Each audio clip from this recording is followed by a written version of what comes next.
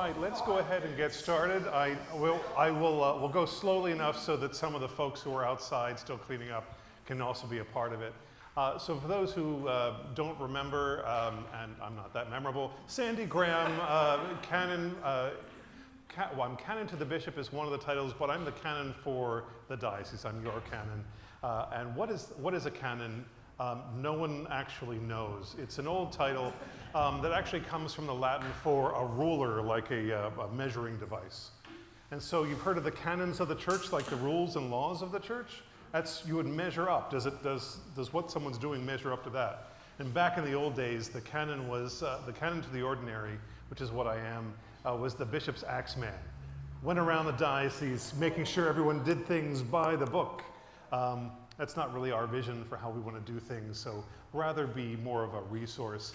I'm also the only canon. We have some honorary canons and things like that, but in this diocese, we're a fairly small diocese. I'm the canon for whatever you got, whatever you need. So the joke is that I'm the one who they call when it hits the fan.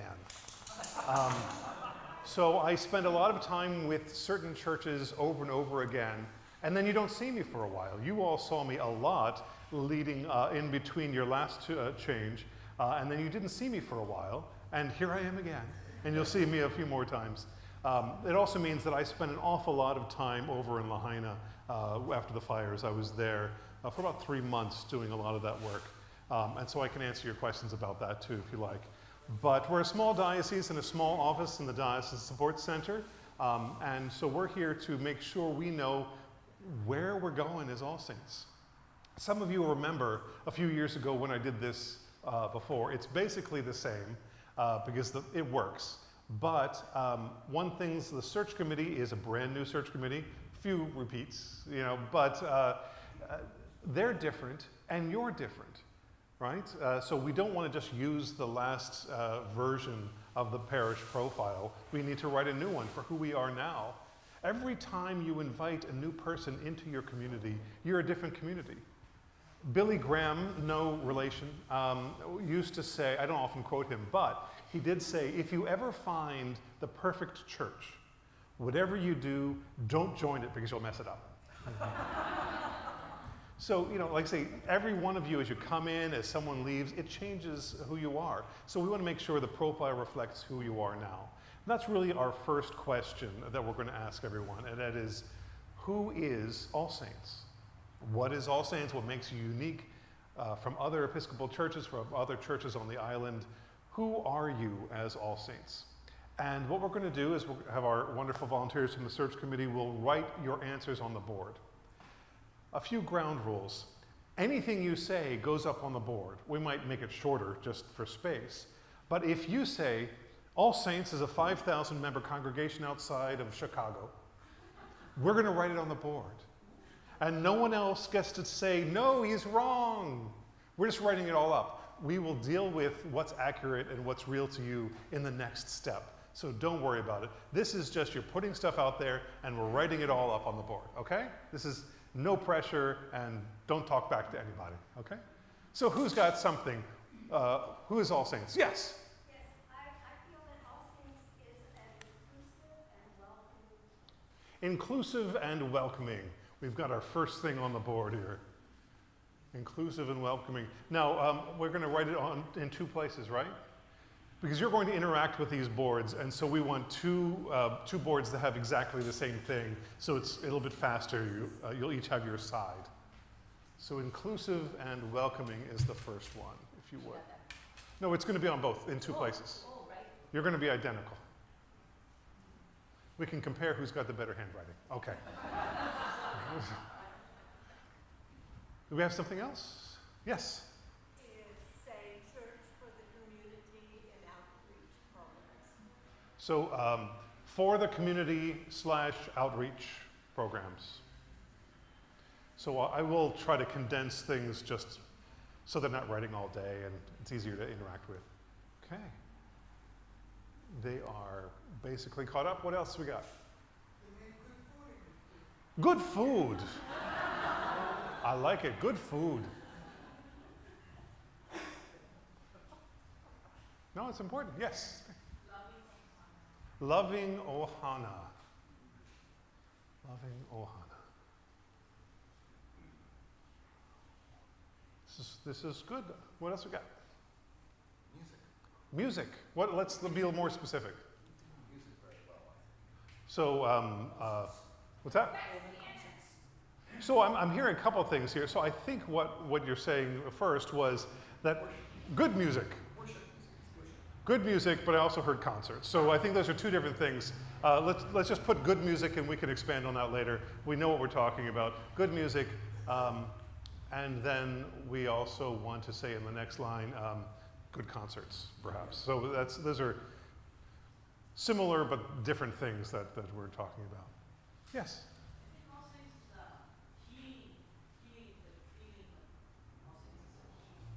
A healing church. Healing church.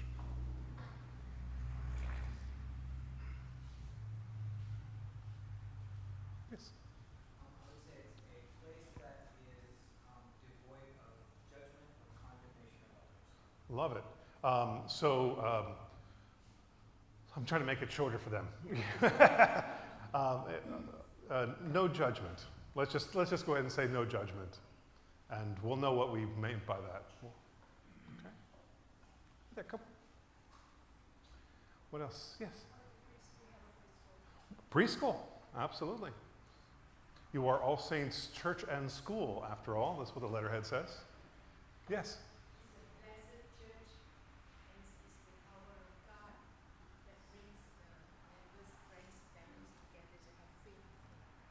So she was saying it's a blessed church that, and the power of God brings us together. How can we put that in a short thing? God's love evident. Let's say something like that. So God's love is evident, or yeah. Yes. Yeah. Let's call it aging congregation.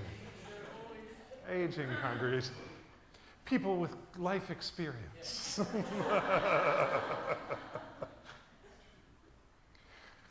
None of you are younger than you were when you came into the room. So that's true for all of us, though. But thank you. That is a reality across not only our churches in Hawaii, but across the country as well, of course. What else you got? The good, the bad, the ugly, just who you are in this moment.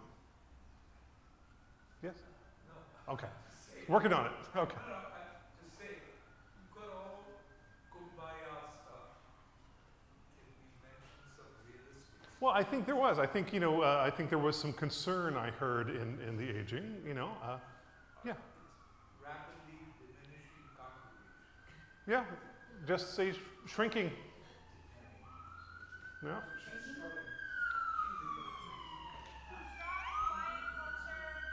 I'm sorry. They went by at just the wrong time. Hawaiian culture and Japanese culture, multicultural, and a strong Hawaiian background we have. So let them catch up with the last one. Okay, multicultural, but specifically in parentheses after that, let's say Hawaiian and Japanese. So multicultural, Hawaiian, and she wanted to do an emphasis on Hawaiian. So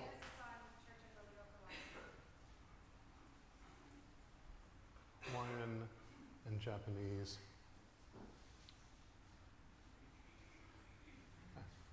And she wanted to specifically mention Queen Liliuokalani. Just do QL, you guys, we'll know what you mean. Okay? Yes? Our church is a welcoming church that, always welcoming people. Yeah, I think you're absolutely. So we did start with inclusive and welcoming. Is it okay if it's included there? Okay. The first one, inclusive and welcoming. Thank you. Other things? What I've seen, just a handful, maybe two handfuls, of very, very hard workers. Mm-hmm. And the rest of us, including me, don't pull our weight. So small group of hard workers. Maybe we'll say it that way.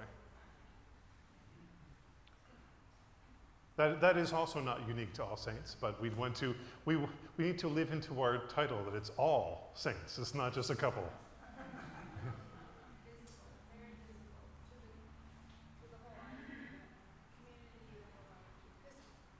All right.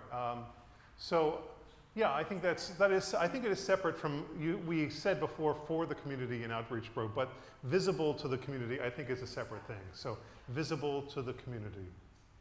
Okay. These are great. I would say, pardon me, and I have already sort of been talking about warm and human, and I say that because I have been to some services at other churches that are somewhat robotic. Ah. So we have some warmth and humanity here as well. Right. Thank you. I think the word warm came up with the inclusive and welcoming, but I didn't put it up on the board. Let's put, I think that's as good a way to say it as any. Warm and human. We're at a new line. Warm and human. He's specifically saying versus robotic, which can sometimes happen. You told me this wonderful phrase in the Anglican Church that I'd never heard of before. We used to have golden priests and wooden chalices, and now we have golden chalices and wooden priests. So, I love that. Yes? We have a lot of members, but only few come to church. Ah, okay. Large membership / small attendance.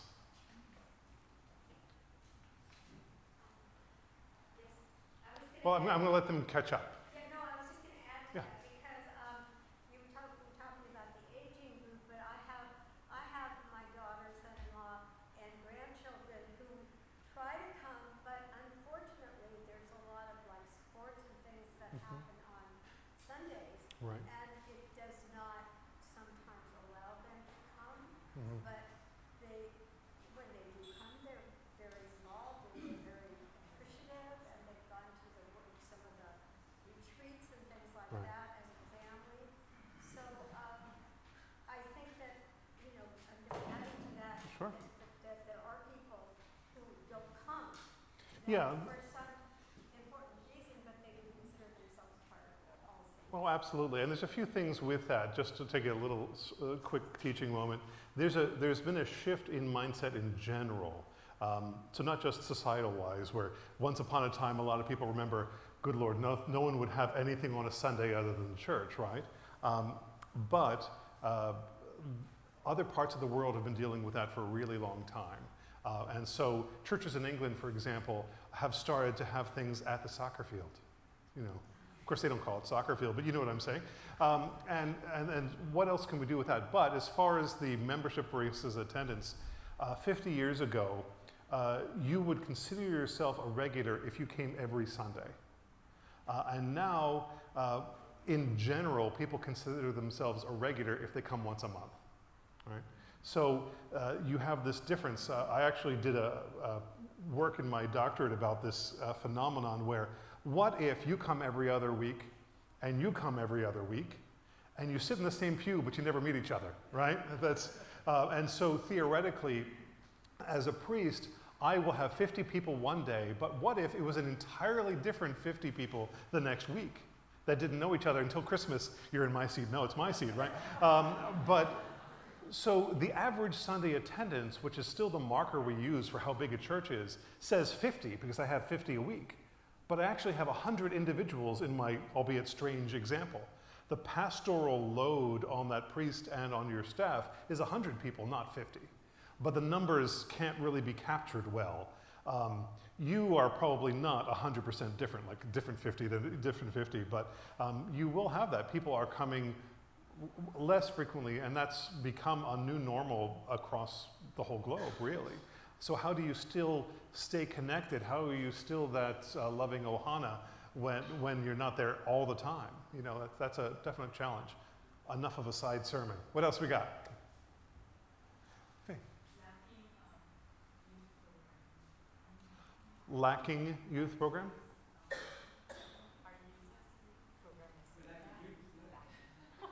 Lacking youth program. I think she's not saying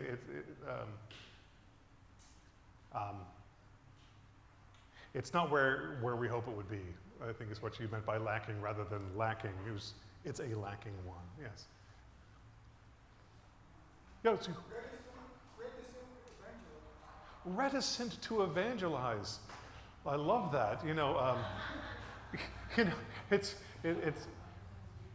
there's so much there, right? That's evangelism for the Episcopalians is a 4-letter word, right? There's something. In the 90s, we declared the decade of evangelism, and nothing happened at all of that. So how are we going to say that? I mean, you know, we're scared to evangelize. You know, let's say scared to identify, so you don't have to spell reticent. But no, there's something to that. You know, we are the best kept secret. Church is not supposed to be a secret. Evangelize.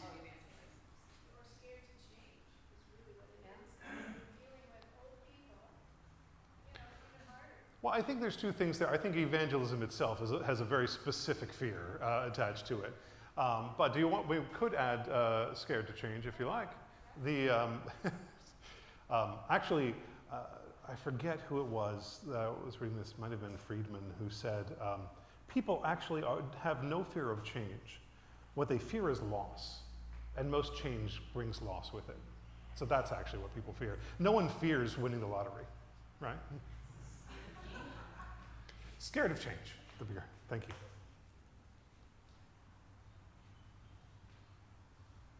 This is good. This is, I mean, I'm sensing a slowdown, which is great. What do you have? Including your last one is very good. And that is the three phenomena going on. There's an overall shrinkage worldwide, statewide, island-wide of people who worship. Fact one. Fact two, there's a shrinkage particularly in the Episcopal Church in Hawaii. Third thing, the shrinkage in Hawaii, the good news is, it's shrinking at half the rate it is in Honolulu. Yeah. The Honolulu shrinkage is catastrophic. Well, it depends on the place. So what he was saying, so make sure everyone can hear it. Oh, I'm sorry, you weren't done. No, and so coming to the question, that was state, that was the whereas. Yes.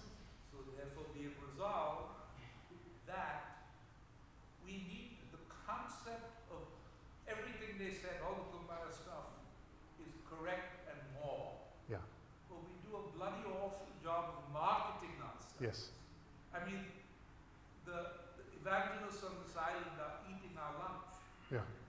Well, and so that's the funny thing with evangelism, right? Because it just, it is, in Greek, not unlike Hawaiian, words can be verbs and nouns and adjectives depending on how you use them. And so the word gospel, the good news, they make that into a verb and to gospel people, which is, we ended up making it a little bit more clumsy in the word evangelize. It's to give the good news to other people.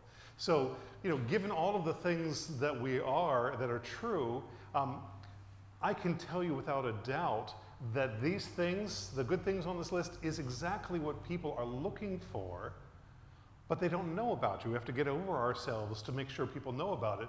And it doesn't necessarily mean wearing a placard on your, on other saying the world is ending now, right? But there's, we have to find these ways to evangelize by any other, you can use other words if you want to, but you got to get the word out. Marketing is another great word for it. How do we make sure people know about these great things? People are looking for a loving ohana without judgment that is powered by God. That's what people are looking for. But if we are going to keep quiet and other people aren't, who are they going to go to? The place that they heard about, right? So I'm not sure, I mean, the marketing and do you think it's part of the scared to evangelize, or is there something else you wanted up here? Marketing is a whole But- separate discipline. Yeah, but I mean, that churches have not, especially the Episcopal Church, has not applied okay. in expansion. It hasn't. So, The idea of the marketing is sort of definitely penetrable. right. And to some extent, we have to be predatory for the larger good. Well, so let's say need to market, need of marketing. I think one of the things for me that I've always looked at when I have church growth, and some of you I may have said this last time, I would often tell people that if you do 2 things, your church is guaranteed to grow. And usually people lean up, yeah, just a moment, and people lean in, what 2 things guaranteed to grow? And I say, park further away and scoot into the middle of the pew. No, that's about physical space, right? That if you are, imagine yourself first time going to church and you're scared about it, and somehow you hear about this church, because we're not good at telling people we're here, and you actually get here. You don't know anybody. What is it like to walk in that door? But if you come here and you can't find a parking space, I'll just go back to St. Arbuck's. S-T-A-R, yeah, that's where most people are worshiping Sunday morning. They'll go back to, because there's no parking, I'll just go. And they come in. Why do you not scoot into the middle of the pew? Because you don't want to get stuck. Well, the new person really doesn't want to get stuck. You at least knew some of these people, right? So those things are true for the physical space, but I ask those questions because if you say, oh, right, but this is always my pew, or this is how I like to sit, or I always park here, if you're able-bodied, that's a different question. But you know, it's about your psychological, spiritual readiness for another person that I'm really talking about. That's why it's a guarantee of growth. And so there are really 3 things for church growth. And I've been saying this for many years. Unfortunately, someone else uses slightly different verbiage than this, just slightly, and they've copyrighted it and make all kinds of money. I missed out something. The first one for evangelism, you got to invite, you have to welcome, and you have to embrace. Those are the 3 things I've been saying for years. We are typically good in the Episcopal Church at the welcome part, the middle bit. If somehow miraculously they find their way into the church, we'll be friendly to them. We are really bad at inviting. That's a lot of what we're talking about now. Inviting is a bunch of other things. Some churches will even have new member parking, you know, things like that. There's a church in downtown Philadelphia that has a sign out there that says, church parking only, people who, what's illegal parking, or violators will be baptized, is what it said. But, you know, just like we really like seeing expectant mother parking, we would like to see new member parking. And yeah, it would be a little sad to see it empty every week, but you always have someone coming, visiting, or whatnot. But inviting is also, what does the website look like? Is it easy to find? We did unfortunately have a couple who came here for the 8 o'clock service because the website hadn't been changed. These things happen, of course. I'm not putting any blame, but you know, how welcoming is that? Is the website for us to get information, which is also important, or is it for the new person? I wouldn't say put an ad in the paper. Nobody reads those anymore, but that, you know, what are the ways? And then where are you when there's a big event in the community? Are you there? You know, to not necessarily give out something, just to be there. You know, what are the ways you can be seen and be heard, that people know that you're here? The concerts are a great example. Anytime you can get someone on the campus is a win. But then what? You know, do you capture some of that information? Are they invited back? Are they welcomed? Or do they feel like the concert is a thing that happens in here that just goes away? You know, I'm just talking out. So inviting is part of it, and it's signage as well as other things. But then the welcome is we're usually pretty good at. The embrace part we're usually not good at. That is, how long does it take for someone to stop feeling like a new person and start feeling like a member? How long does it take before they feel like they're part of the Ohana, or are they still that new member? That can be tough on a place like Kauai.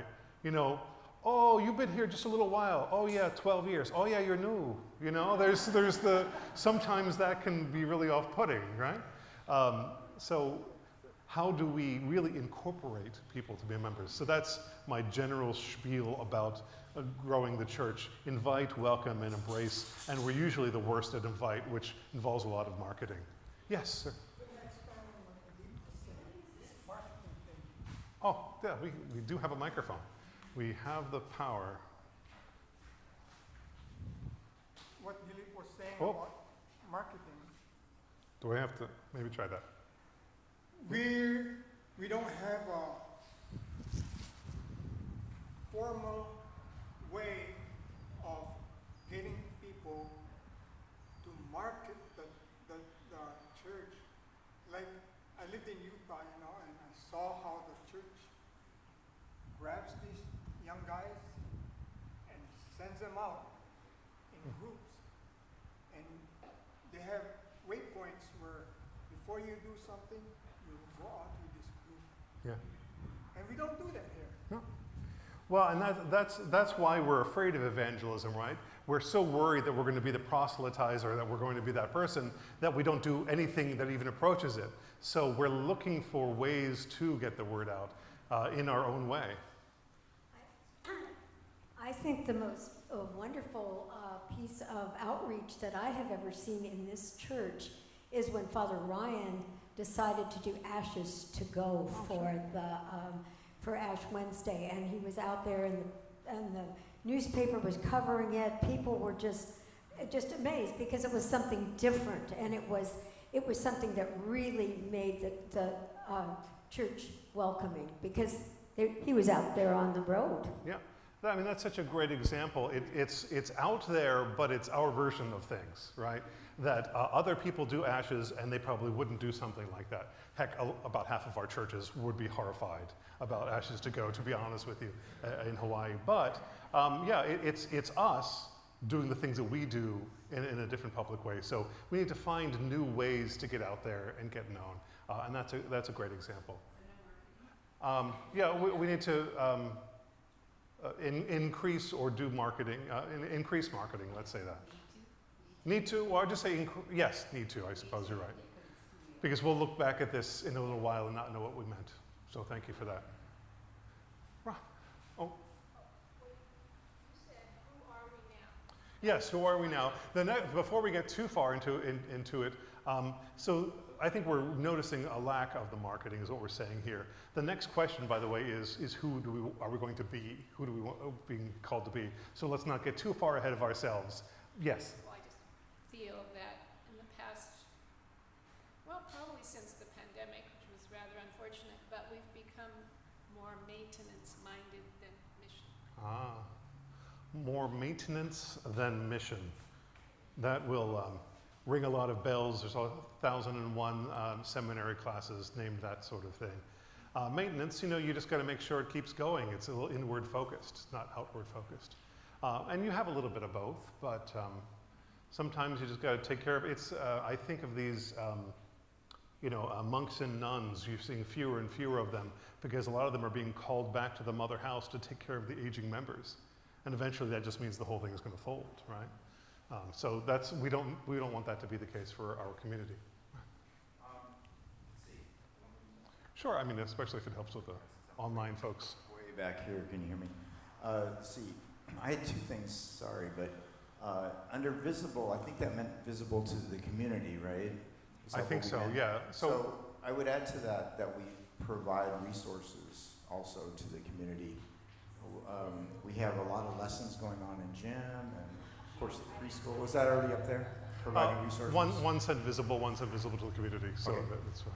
And then the other thing is the church has a long and historic legacy, both on the island and within the diocese. Uh-huh.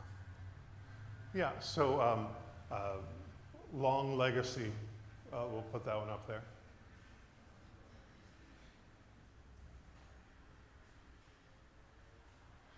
And that, of course, doesn't have to be either or, right? It doesn't have to be either we have a legacy or we have a mission-minded. You can do both.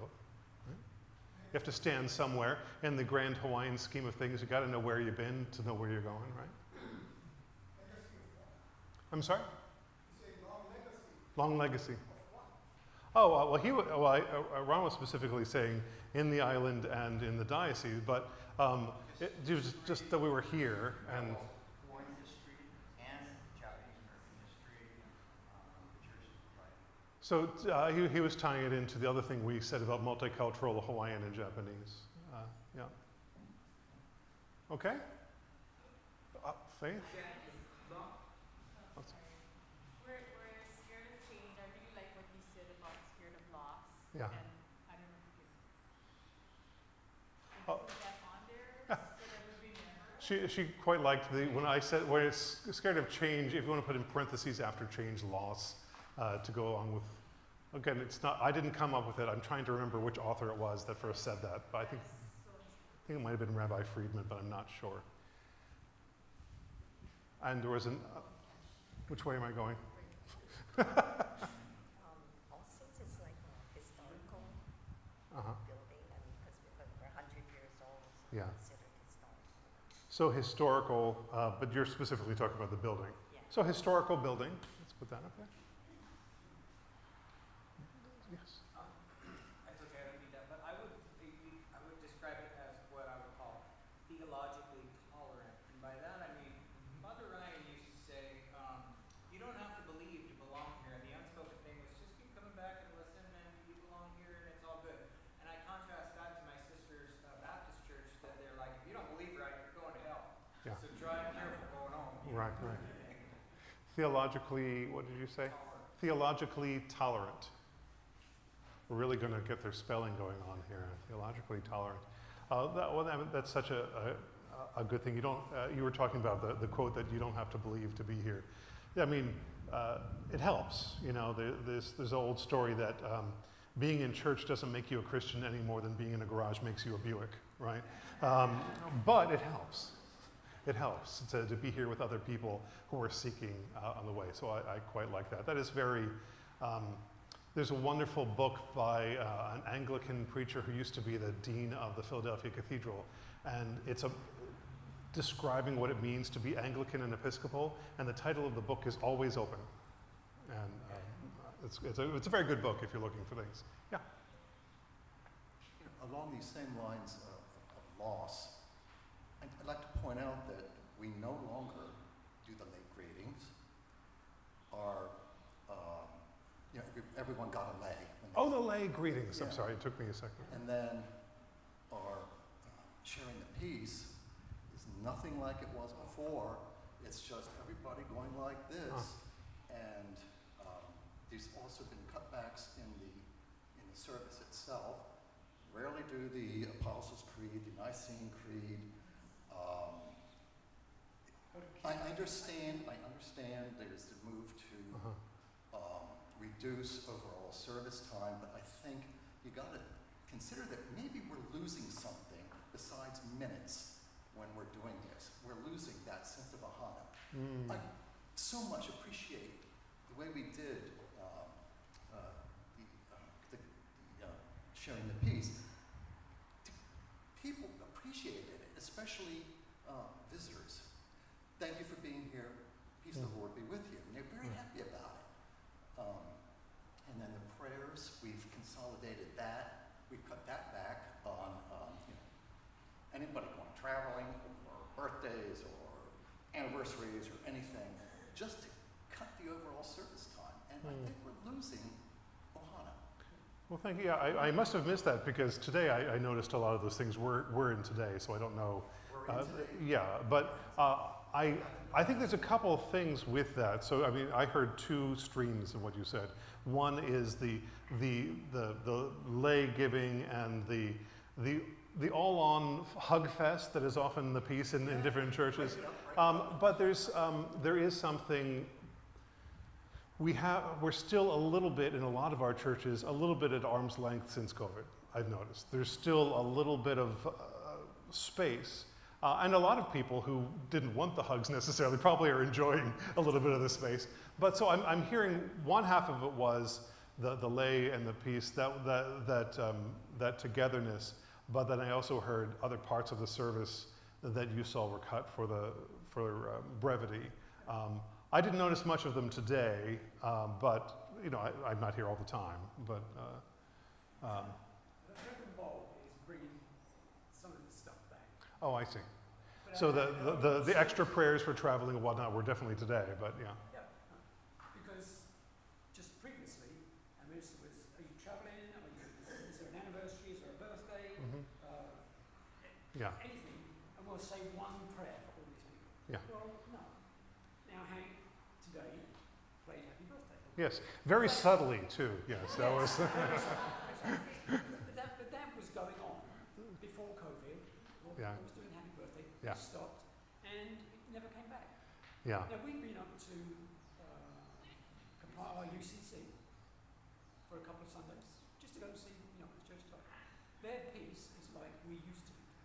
Everybody gets up. Everybody walks around the church. Everybody hugs each Right. other, or shakes hands, or greets each other. Everybody. It's not just. No, I'm trying to find how to capture some of this because there's a bunch of things in what you both were saying. So I'm trying to figure out how to capture it in a short bit. So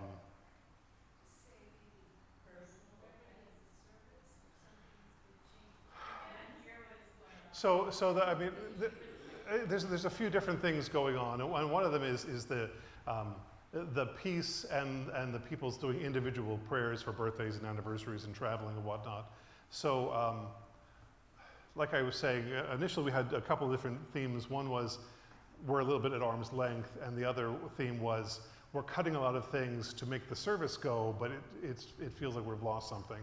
So I heard those two themes over here, and you were talking about there are places that still do the full-on peace like we used to kind of thing. So, and I'm not sure how much of that is like a permanent reality for this church in this moment. So that's the other thing I'm struggling with, figuring out how to put it. Yeah, any ideas of how I can, do I need to have a couple things? I think it's important to make every individual feel special and important. Oh, yeah, I'm sorry, I should have been handed this. He was saying it's important for every individual to feel important. Is this complaining about things, or is this just how we are? Well, I think yes. You know, I think it's yes. It's in the same way where we said we're shrinking or we're aging and these things. You know, you're not necessarily happy about all of them, but we said we were going to put everything up there, right? But I'm just trying to find the best way to capture it in a short little phrase, and that's my actual struggle right now. I got an idea. Yeah. Emphasize human contact. Is that? Does that capture it for you? Well, that's a hope. We're trying to explain the current. So, yeah,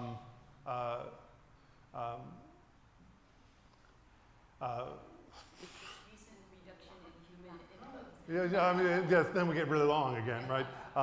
So, can we say something about with the peace? You know that peace to. You were using it as an example. You weren't trying to focus on that. Okay, so I'm. What do you say? Virtues of brevity over levity in the service. Do you want a brief service, short and sweet, or do you want the full-blown Anglican service?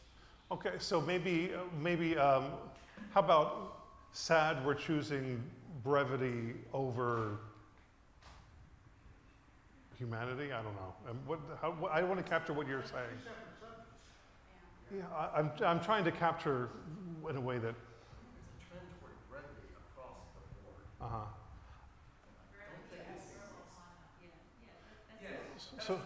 So a trend toward brevity over Ohana was a suggestion. How does that sound? Okay. A trend toward brevity over Ohana. I'm sorry, I was just trying to capture it in a way that, you know. Brevity? My daughter is a middle school English teacher. She'd be happy with me when I say. Yes.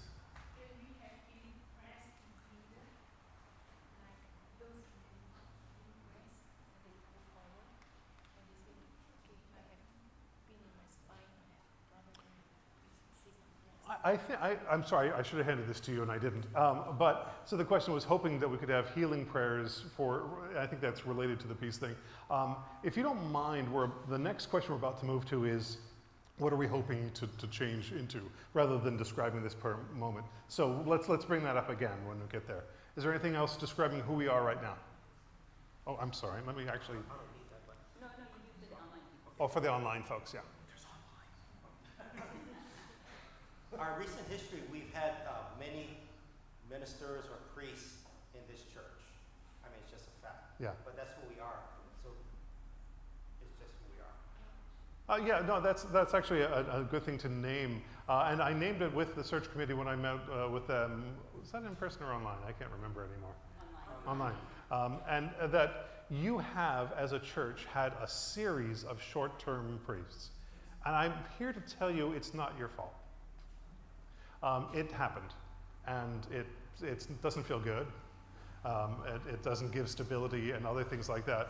So a series of short-term priests. I mean, it's true. And so what that would, if I were looking at this this profile as a priest looking for a job, I would then ask probably the canon, so what's going on there?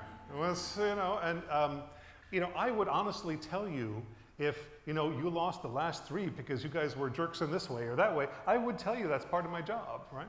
But you actually are a fantastic church with a lot to offer in a fantastic place. And you don't even have skeletons in your closet, really. You have, right now, I can feel some of the cracks in your community in this moment with the different tensions. But that's not the same thing. You are still really fantastic. And I don't want you to think, because you haven't had someone for more than 5 years in a row for over the last 15, 20? That kind of stinks. But I know that's the case for your doctors on Kauai and a bunch of other things too. Well, actually, one of them you lost both your priest and your doctor, some of you. But I know you understand the reality, but it doesn't make it hurt any less. But I also want you to know it's not because there's something wrong with All Saints, all right? Because I work with churches that do have things wrong with them, and it ain't you. Yes? I think because of the many different things that we had, our church has evolved. And I would like to say about a new priest, or any, that our church is agile now. I mean, I think we're very open to change, and we're not shocked, and we go with the flow, and we are open and willing to see different technique or different types of priests. I think we are a really thriving church because we don't feel so bad when we lost, because we know our members became so much stronger. Thank you. All these things that we have. Thank you. So, I mean, hopefully y'all heard that. There's an agility that comes when you have to do things on your own. A lot of our churches will figure out more who they are when the priest leaves. You have to do things for yourselves and a bunch of other things. So, so agile and go with the flow. She's actually said, good with change, which contradicts another one, but that's okay. We're putting everything down, right? So agile / go with the flow. Does that capture it pretty well? Yeah. Thank you. Yes? I come here to worship God, get closer to God. Sunday service is great. I come here, I socialize, I listen to the Word of God. In between, we used to have like a Bible study that would include from both services, and you get to meet the people, get closer to them, worship with them in that way, and I miss that. So is it the Bible study or the fellowship that you're mostly talking about, or both? So we have lost, we will, the search committee, when they're doing these things, will make this all pretty. But we have lost Bible study / fellowship. Midweek, or just between? I think she was saying between the services. Yeah. So lost the Bible study / fellowship. So it's something that we can talk about a desire for the future too. All right, we're going to start slowing down on this part. And I just wanted to disagree with Dilip's contribution about just a handful of people working hard, because from where I sit, there's a lot of people that are working really hard in this congregation, and I'm so grateful for them. You said 2 handfuls. 2 handfuls. He said 2 handfuls. So one of the people who's definitely in one of the handfuls is saying that the handfuls are bigger than that. So thank you for that. But anything else? He works nearly full time because the rest of us don't pull our weight. Yes. She's not willing to accept that, but thank you for that. Okay? All right, so it's time. You're going to get up and you're going to move a little bit. Everyone, if you look at all of these things here, these are a lot of good things and a lot of okay things and a few not so great things. You are going to think of this list, right? And you are going to interact with the list that's on your side, right? And you are going to, let's see, with all of these and this many people, let's call it 7. Sorry, I know I kept going back and forth. Each of you is going to have 7 votes. You're going to have 7 stickers, and you're going to go up and you're going to say, which 7 of these things are most true for me for All Saints, right? So it doesn't mean that the ones you don't vote for aren't true, but you're going to go and you're going to put your sticker next to the 7 things that are most true for you. Don't put more than one sticker on one thing. Don't sell your stickers to another person. No hanging chads, no whatever the heck that was, right? So 7 stickers each. You can take a little time. And so this half will vote on this one, this half will vote on this one, and that way, hopefully it'll go a little bit faster having the 2 stations, all right? So as soon as you got your stickers, come on up, and the search committee will be handing them out.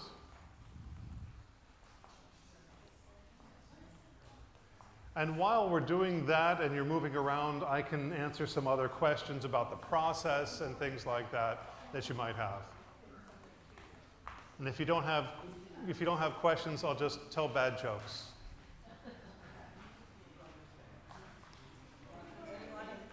Yeah, 7 of them that are the most. Yeah. No, well, it doesn't. As long as you don't do both sides.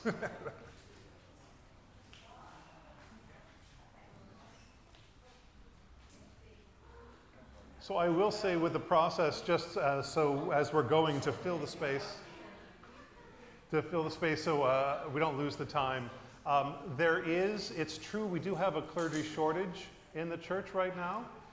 So I don't know, for those who were on the process before, it is likely we will have fewer candidates to look at than we did last time. That has become a truth. Sometimes we have to restart. St. Elizabeth's had to restart their search, unfortunately, so I'm receiving names for them right now. So that's one of the things that's a reality that's going on.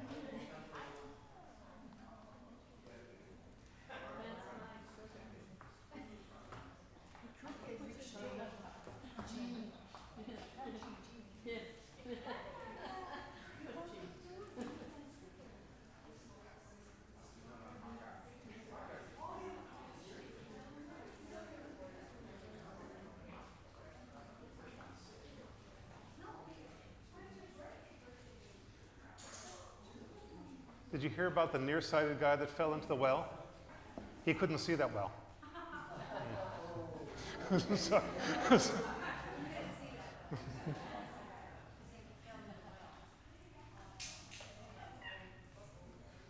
You know, there was a kidnapping just out here, but he woke up. It's okay.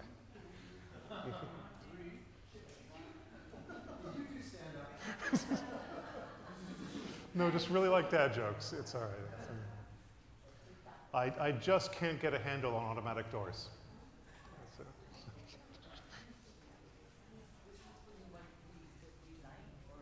The things that are most true for you, that you really are connecting with, being, hey, this is really for me.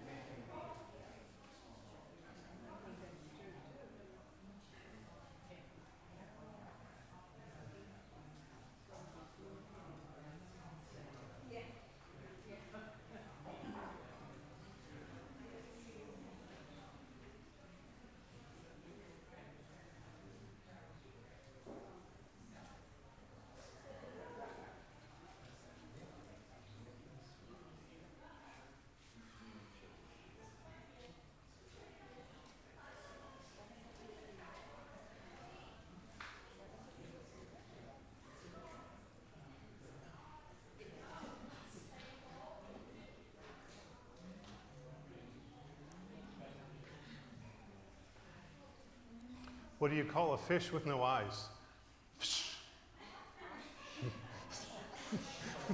What do you? There's no eyes. No, our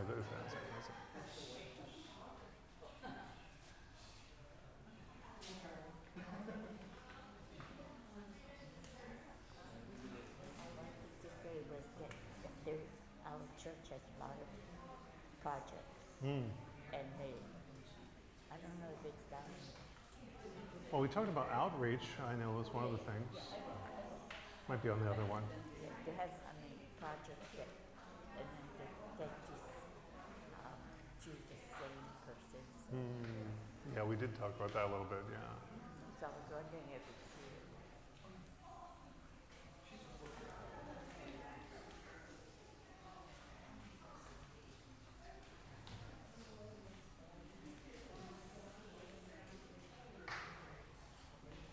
All right, it looks like we're starting to wrap up this portion of it. And you can start to see the voice of the overall congregation. So if the thing you said or someone said didn't get a lot of votes, doesn't mean it's not true, but you can see where the congregation feels strongly as a whole. So the voice starts to emerge, a picture starts to emerge here. All right? And the search committee will take all of this data and make it prettier. We'll talk about that afterwards. All right.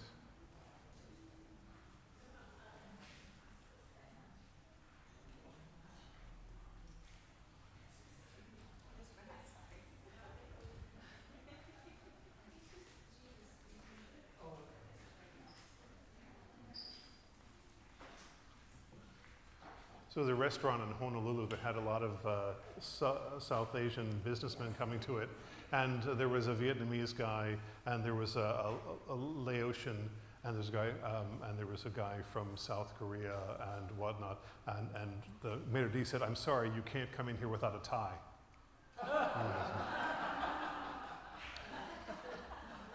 I love telling that one because you can see people getting more and more nervous as I start naming people. Ah, there it is.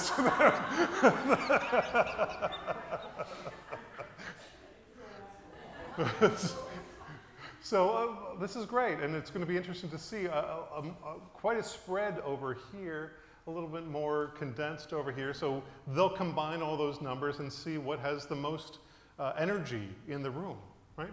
But we're going to move on to the next question. All right, and the next question is, I told you what it was going to be. What is God calling us to be? Where do we want to go now? What is it that we need to be working on? Who is God calling us to be? If the first one is who are we, the second one is who is God calling us to be. I think there's going to be some crossover. We kind of went there with some of these things, didn't we? So this will probably go a little bit faster, but let's start. I know you were saying you were hoping for more healing prayers. So, beautifully done. So the first one is going to be more healing prayers, because that was mentioned last time. And it's not always clear, of course, what God is calling us to, and you're going to have to work that out with your next priest, because they may have inspiration from God too, right? So what do you think God is calling you to be or do?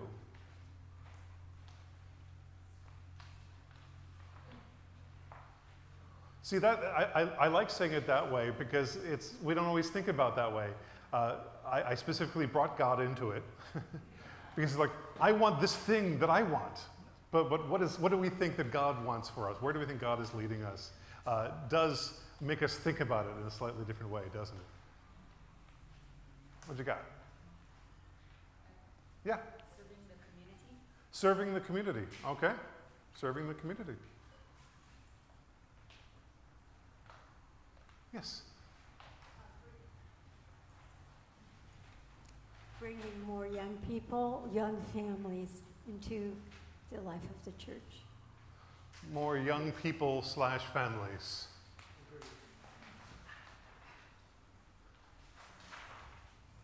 I mean, that could be, I don't want to say that is. Every church says that.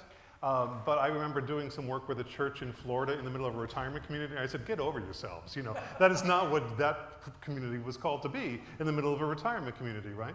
But we knee-jerk say that, so you have to make sure that this is true for you in this time. And it may well be. We talk about it like it's a universal truth for all churches, and it's not. That's all. I want to give you permission to be it. But that's just my general thought. But more young people and families, thank you. Other things where we're being called to go, do? It's your stickers. Yes. More people actively involved in the worship service. More lay participation in the worship. Yeah. Put it all up there. Okay. Yes. I think as disciples of God, we should be spreading God's word. I think He's calling us to do that. Right. So, spreading God's word. I'm going to use the phrase creatively grow, and by that I mean I think we need to grow, but if we always do what we've always done, we'll always get what we've always got. And we see we're shrinking, right? So maybe we need to think outside of the box in terms of how we're going to spread the word and grow as a church. So I would say creatively grow. Creatively grow. I also like that because, you know, there are some things that would guarantee, you know, if you gave away one car every Sunday to someone who's here, you would grow. But is that what you're really looking for, right? I mean, there are some things that in seminary, well, you get a little punchy when you're in seminary. It's a bunch of people who are all the people who want to fix everything, too many chefs, if you will. And, you know, if it gets too popularized, you know, they say, there was a Russian news program that actually the newswoman anchor would strip as she was doing the news. And so he said if we had lay readers doing that, they might pack the pews, but it's probably not what we're called to be. So I do like creatively grow because it asks other questions of us. What does that mean for us? What is authentic to us? Thank you. I mean, I don't use the word creative, but some people, I mean, I think we should be more open-minded than, you know, creative, but also open-minded, like invite new type of change, I mean, it may not be creative, but I mean, just be more open-minded of other, change of things, Okay, be more open-minded about change. Yeah. Okay. More open-minded about change. Okay.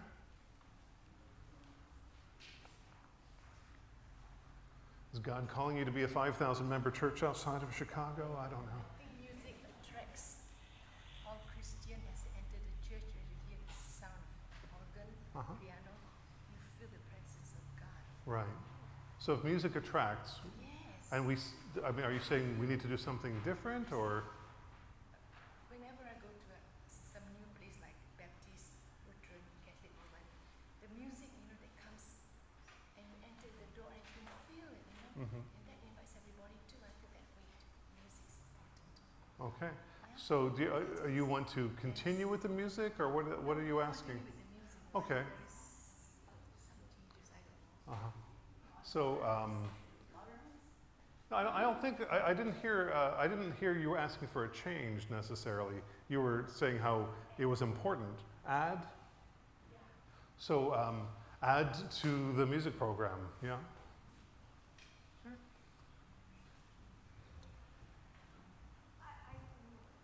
I think I just wanted to add to that because I think what you're saying is that we should increase our music and our other events, maybe like the movies on the lawn for families and things like that, to make us more visible in the community.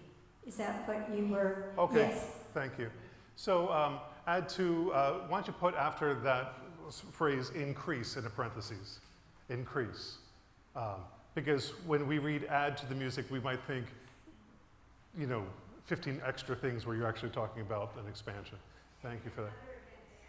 So let's add that too, increase community events. So that'll be the next line, increase community events. Faith raised her hand because she's going to do them all. No, it's, I'm going to say that those are good things, but we need people to volunteer to help to Yeah. do those things. But I have a question. well, actually, let's go ahead and say that. More volunteer involvement, because we had more lay participation in worship, but let's say more volunteers. Leaders, specifically more, now I've had too many words. But more people invited. It's not just, more event leaders, maybe we'll say that. And then the search committee will know what we're talking about. You have another? No, go ahead. I have a question for you because I'm not sure how to say it. Okay. But you know when we talked about the changing of the priests, and then they were talking about the change. Okay, sorry. This is kind of a question for Cam and Sandy, but where in the previous session we were talking about the changes and the shortening of what was involved in the services and about the sharing of the peace. I think that all comes from the priest, and it changes when the priest comes and the priest changes to whatever is in their thing. So I don't know if that would be something. Well, thank you. I hear that. You know, it's true that canonically the priest who's in charge does have the authority to do whatever they want to with the liturgy. However, this is your opportunity to say, this is what we're looking for, so you attract the kind of priest that lines up with that. So yes, that To have the full service or whatever. Oh, I see. So our point about having the more fullness in the services is something we're wanting to do. So. More volunteers was a separate. Yeah. More volunteers on events or something. We never kind of gave that our short version. Oh, right. More event leaders. Yeah, so the volunteers is really more event leaders. She started with volunteers, but she changed it to leaders. So yeah, because that's what she needed more for. But so this point is from what we said last time about the current concern, at least from some of the community here, that it's not as full feeling as before, and we're looking for that. I think to a certain extent that'll move from the one to the next. But how do we say this? More emphasis on traditional services. Yeah, I mean. We don't have to cut everything out. So, we have to be out there here for 45 minutes because everybody's got to go shopping. No, I hear that. He was saying more emphasis on traditional services, but I was hearing not necessarily traditional. I was hearing concern of losing some of those things, but I was also hearing about the fullness and the connectivity of things. So,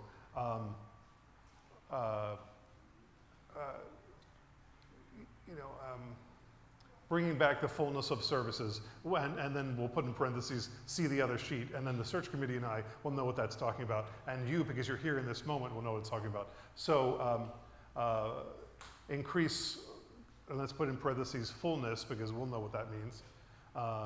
Increase, in quotes, fullness of services, and then you can say, maybe in parentheses, see first sheet. And then we here today will know what that is, search committee will know what it is, and when they're writing things up, they'll know what to refer to. Okay? Yeah. I got some sheets, this is not from me, but I got some input from people who are no longer able to stay for the meeting, so I'm just reporting out what they gave me. One of which, so I have two things to report on. Value the inclusion of historical families while attracting new members. And the second one is consider non-traditional service times to attend youth, maybe Saturdays or early evenings. Okay. So other people, so kind of going back to what was mentioned earlier. I like those. So maybe to make it easier on you guys as the scribes, I like value who you got and attract new. You know, I like how this is put, but not for your scribe part. Value who you got and attract new. And then we'll keep this for your wording if you need to do it. Is the first one.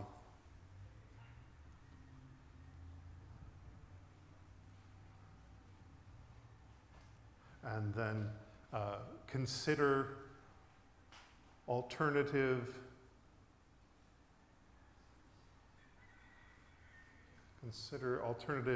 liturgies / times.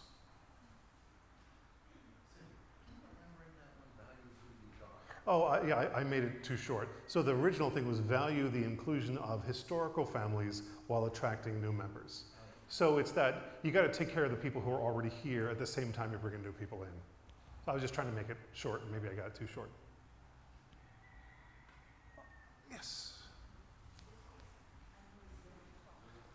Please, no, I'll be right here with you. All good. I think when we've got all these really wonderful congregation and the potential for all these wonderful things that happen, but to me, the center of what church I go to is the actual service, is the actual mass, the actual receiving of the sacraments. And I feel that we've moved a long way from tradition, and I know that we're not, you know, that the individual priests definitely, and every one of them is contributing, it's really interesting. But I feel that we've, kneeling in church is part of who I am, and we no longer kneel in church. And I feel very self-conscious if I was the only one kneeling in church. But that was part of the traditional, Anglican upbringing that I had, and then, you know, not coming to church for like 60 years or something, you know, and then coming back, and it was part of what brought me back. Just the whole, you know, the kind of high Anglican rigmarole, you know, bells and whistles. But it doesn't have to be that, but I think we're moving away, and we're kind of like watering down our service. And it's wonderful that, I know all the churches now have the peace and everything, and I kind of came to terms with that because I thought of it as like when Jesus said, well, before you go give your gift at the altar, make it right with your brothers. That's literally what that's for, folks. It took me how many years to figure that one out. But anyway, I miss a lot of, I feel that it's not like one day we're doing this and the next day we're a bunch of Baptists here or something.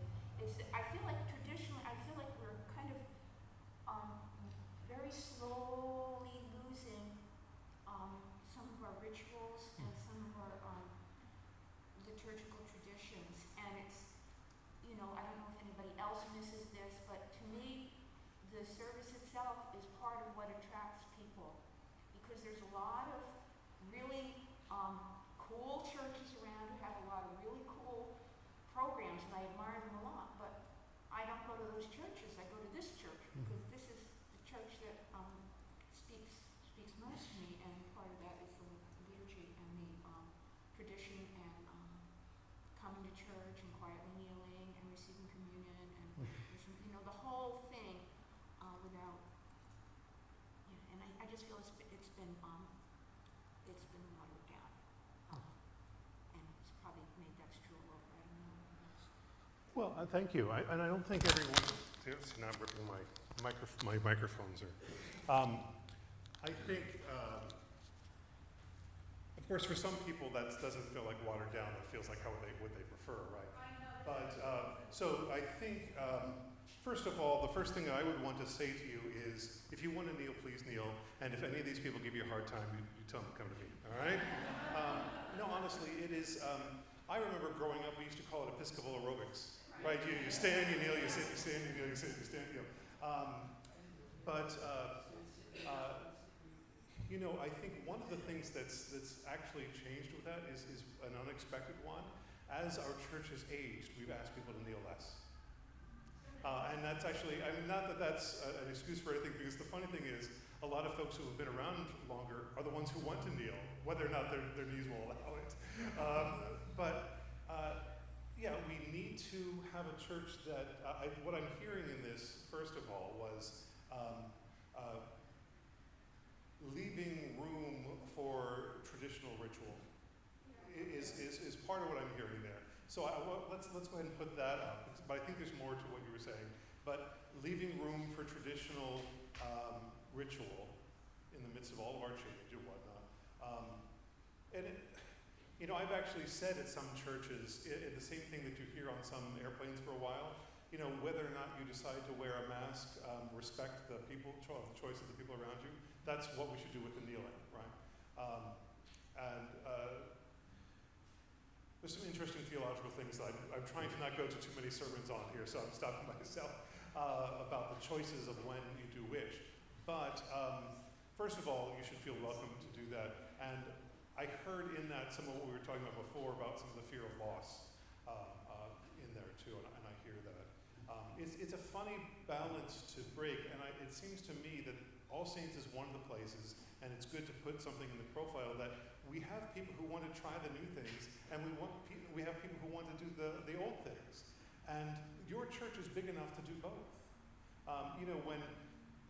When Queen Elizabeth made the first book of Common Prayer, it was supposed to be a wide umbrella that would fit all of the different things under it, and we could still be under the same umbrella. So that is a very Anglican thing to say, that we're going to do that. But yeah, the Episcopal aerobics, I remember them well. Clearly you guys haven't, at least yet, removed the kneelers from the church, so you have those. But thank you for saying that. And that's not easy to you said you might feel uncomfortable kneeling if no one else is around you is, but how much more uncomfortable must you have been to just say that out loud? I thank you for it. Yeah. Yes. I just wanted to add that in the past, we didn't have visuals, audios and all that stuff.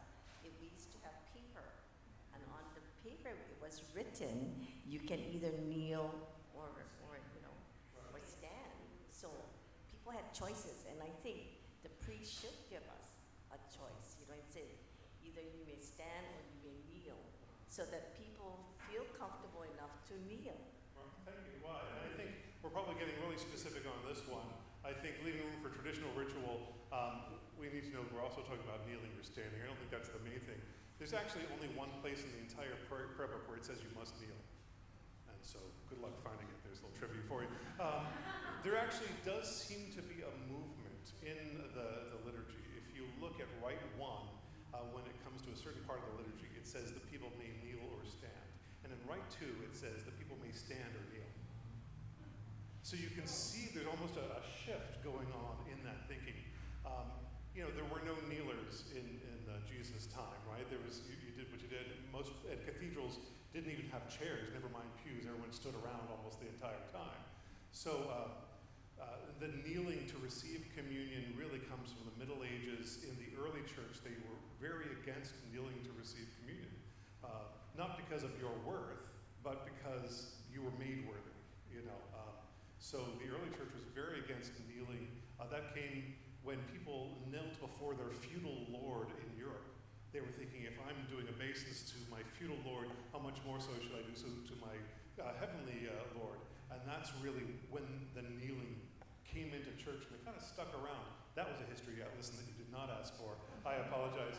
But I think we get, thank you, and to be able to give those options.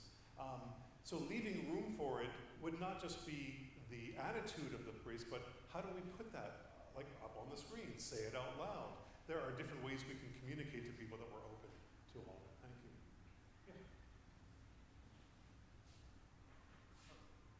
Respectfully, I think we need to separate the forest from the trees.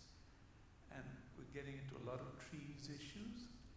And at the 30,000 level, which is what the committee wants, I personally see a little goal displacement, and Faith actually taught me that. We had a committee for Centennial. And whenever I said, why don't we do X, Y, or Z, she said, no, you can't do that, because that is the function of the vestry. The function of the selection committee is to select the new laddie or lassie. A lot of the stuff we're discussing is stuff that I think needs to be discussed. I would like you to take them through the same nominal group technique. It'll probably be identical to the last one, but the process is as necessary as the outcome, which will probably be the same. So I would like to just put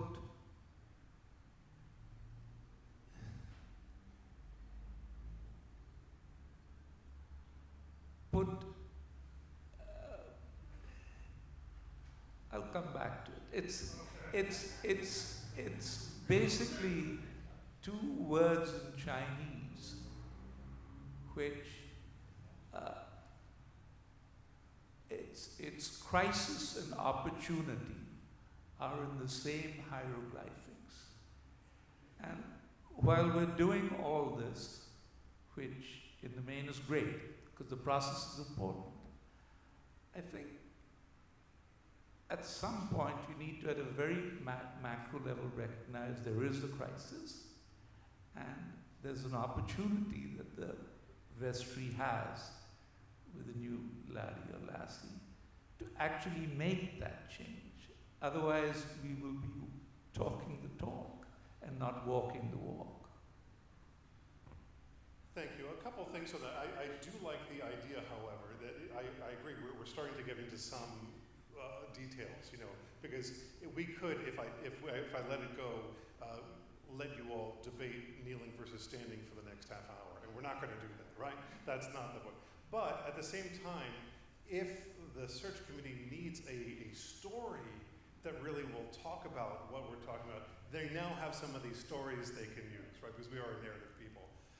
Just a little slight correction to what you said about to make sure everyone's on the same page of that. The search committee is their first job is to put out into the world who is this All Saints and what kind of priest they're going to look for, right? And that is what we're doing. A lot of the things that come out of these meetings often do help the vestry with things they need to think about and talk about. That is also a nice thing that comes out of this. But this is really the opportunity for the congregation to say something.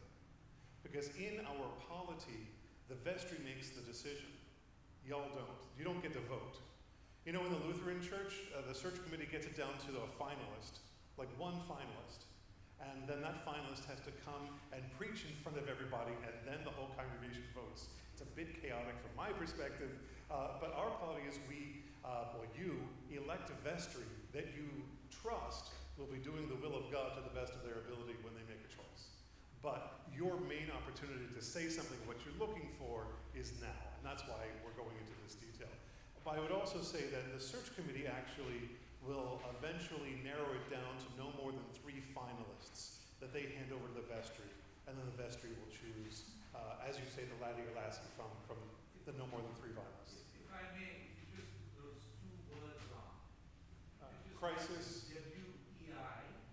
W-E-I. And the second word is G. Way-G. Way-G, okay. We're putting them all up. So, W-E-I.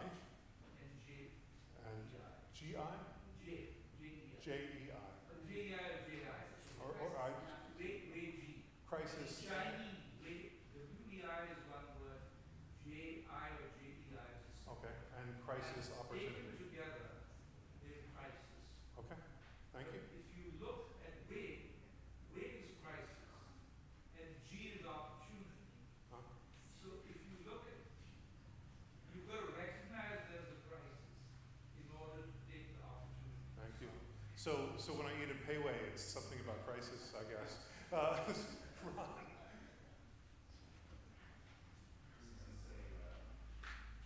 Gum Hei Fat Choi is the only Chinese I know.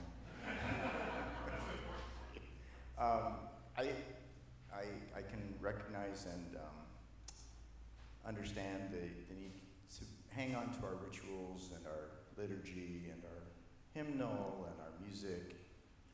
But the thing that I would like to see the church do is also think about how are we going to bring in more young people and young families. And we have to cater to that thought. Maybe what we are doing does not cater to them. You know, what resources, what services, what things can we provide that would provide for young people and families? And it could be maybe something that we borrow from the diocese. You know, you guys have a lot of things going on. I know you have jazz vespers, and you probably have some churches that have very successful youth programs.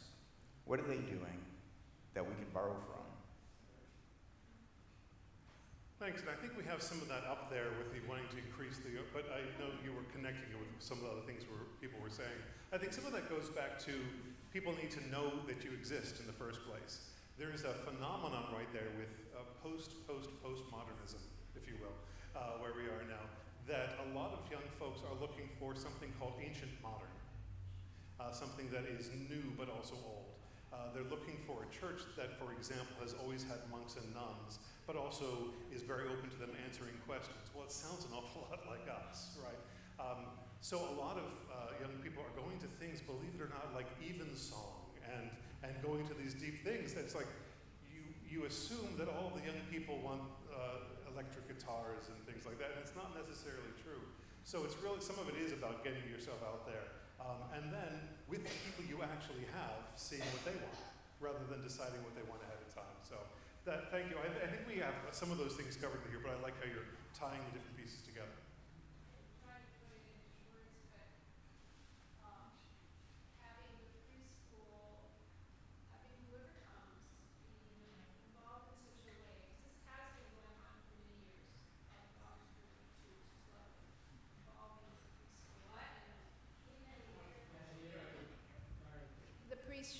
Continuing to involve the preschool in some sort of, I think it's weekly, but even if it's monthly, chapel time, you know. Well, I think I'm hearing in there too that you know, a desire for more preschool church connection. Yeah, so let's go ahead and say that, because it could be chapel, it could be other things, it could be the priest, doesn't have to be, right? An awful lot of these things, that's part of the fun thing, is you don't have to wait for a priest for a lot of these things, right? But you also want to tell a priest, this is where we're trying to go, right? And we'll get into that next. I think we have a good list. Is there anything else? Faye? She cringes. She's allowed to say something. That the church be spirit-driven. Spirit-driven church. Okay. Are we good? I have a couple more inputs from other people, but I didn't want to monopolize stuff. During church today, a couple more people gave me stuff. So it's increased pastoral care. Okay. And the other one is to remove, I'm just reporting out, remove political statements from the pulpit. In other words, don't use the pulpit to promote political situations or issues, because they said, when we come to church, we have enough of that political stuff on the news. We don't need to listen to that or have that as another piece, but just to have more spiritual words. So that first one was, remind me, increase in pastoral care. Increase pastoral care. And I'm going to have a little fun with semantics here for a moment. Jesus was extremely political, but he was not partisan. All right? If you're non-political, it means you're staying in your own little house and you're not being involved. Some of the things that Father Bob here was asking for is, can we pray for the election? Well, that's very political. You know, but it's not partisan. And I know that to some of you might seem semantic. And then, of course, to some people, some things feel political or partisan that other people don't think are. And that's, you know, there are lots of things that the gospel pushes us to do that some people would find political. But that's the debate that you can have together. But if you all of a sudden you seem very partisan, that is an entirely different thing.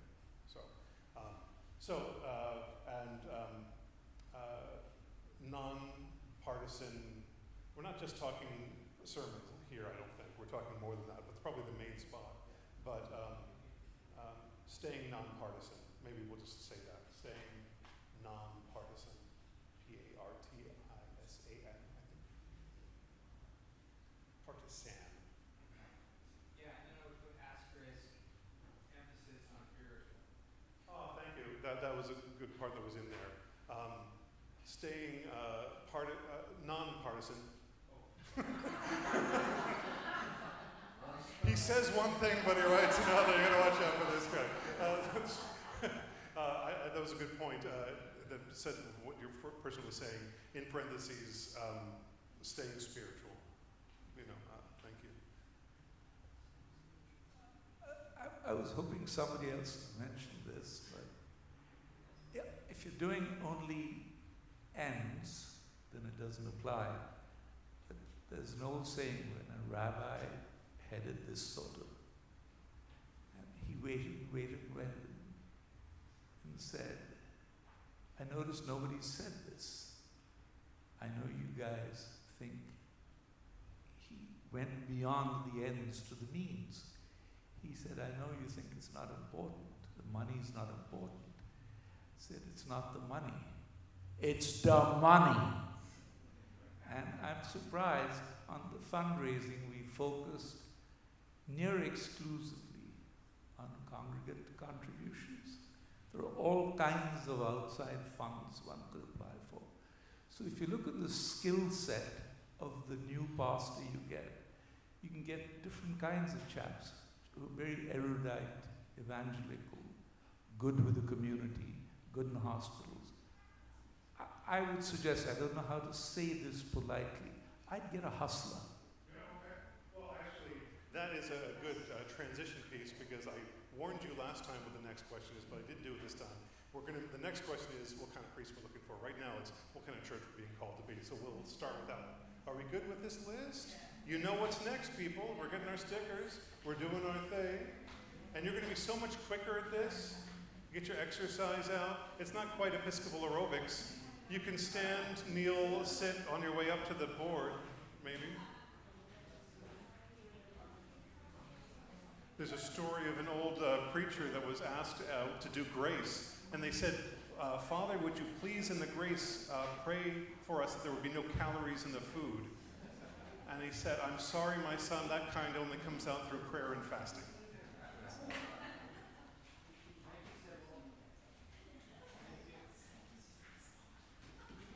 You all know what kind of car the disciples drove? What kind of car the apostles all drove? A Honda. It says in the book of Acts they were all in one accord.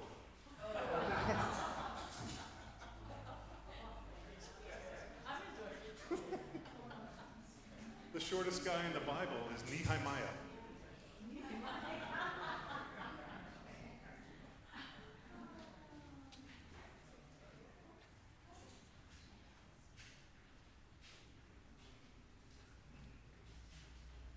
Two old friends were out golfing and they're on the final hole and he's about to make his putt when all of a sudden a funeral procession went by and he stopped from making his final putt and took his hat off until the procession went by. And his buddy said, wow, that was really nice.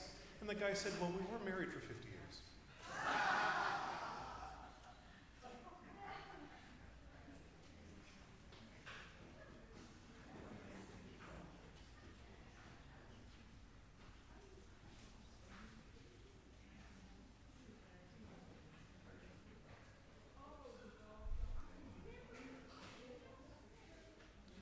There was one of those preachers that does the laying on of hands healing, the healed kind of thing. And he was really looking to make a name for himself in this kind of thing. And so this guy comes up and he says, what do you need me to pray for? And the guy said, well, I'm really concerned about my hearing. And the first thing the preacher thought about was that story of Jesus spitting on his hand and sticking his fingers in the ear of the guy. And so he did it. He spit on his hand and he stuck his fingers in the guy's ear and he wiggled them all around and he prayed and he prayed and he prayed and he whipped them out. And he said, how is your hearing now, my son? And the guy said, actually, my hearing's next week.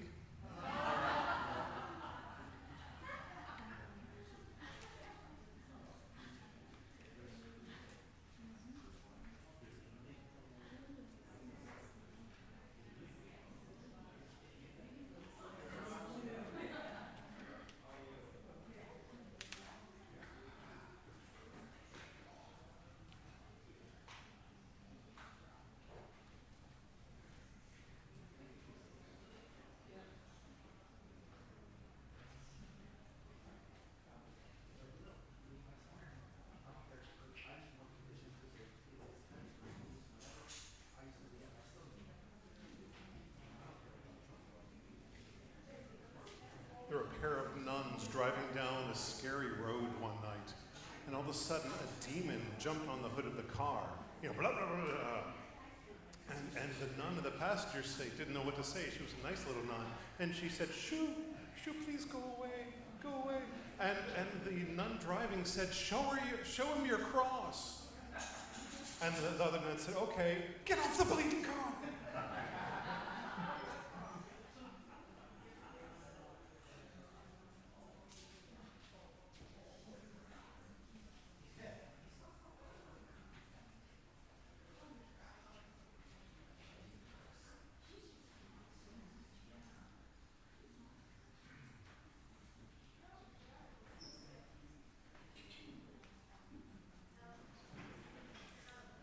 Baptist, a Roman Catholic, and an Episcopalian all get up to the pearly gates, and St. Peter's taken some time off, and Jesus took his spot. And Jesus decided to mix it up a little bit, so he's decided to ask some questions of these people. So first the Baptist comes up, and Jesus says to him what Jesus likes to say in the Gospels, which is, "Who do you say that I am?" And the Baptist says, "Well, Scripture says," and Jesus said, "Let me just stop you right there. I didn't ask what Scripture said. I asked, who do you say that I am? Get to the back of the line, I'll deal with you later." And the Roman Catholic came up and he said, "Who do you say that I am?" And the Roman Catholic said, "Well, tradition tells us," "No, I didn't ask you what tradition said. I asked, who do you say that I am? Get to the back of the line, I'll deal with you later." And the Episcopalian came up and he says to the Episcopalian, "Who do you say that I am?" And the Episcopalian said, "You are my Lord and my Savior, my God. You're the Messiah." Jesus gets a big smile on his face, is about to let the guy through, and the Episcopalian says, "But on the other hand."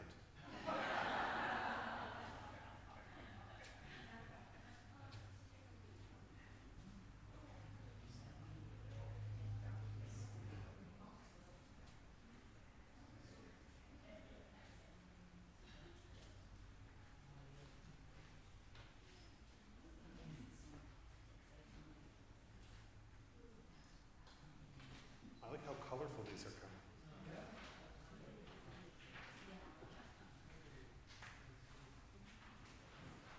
I got to say that the Pride Parade in Honolulu yesterday was amazing, speaking of colors.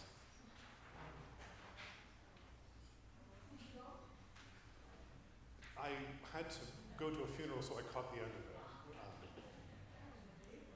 It was. Unfortunately, I don't know how much all of you are connected with stuff over in Honolulu, but the pastor at the Lutheran Church of Honolulu died suddenly last week.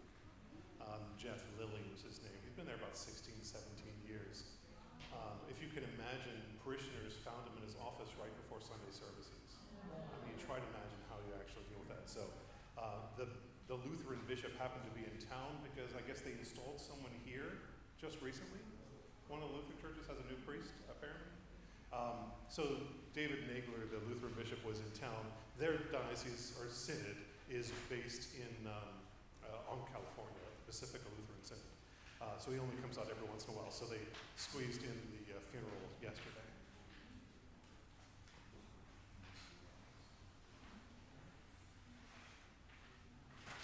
There is at the end of Pride weekend, there is a special evensong at the cathedral tonight.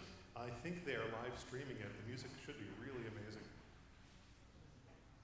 All right, we're nearly done. We're helping some voting.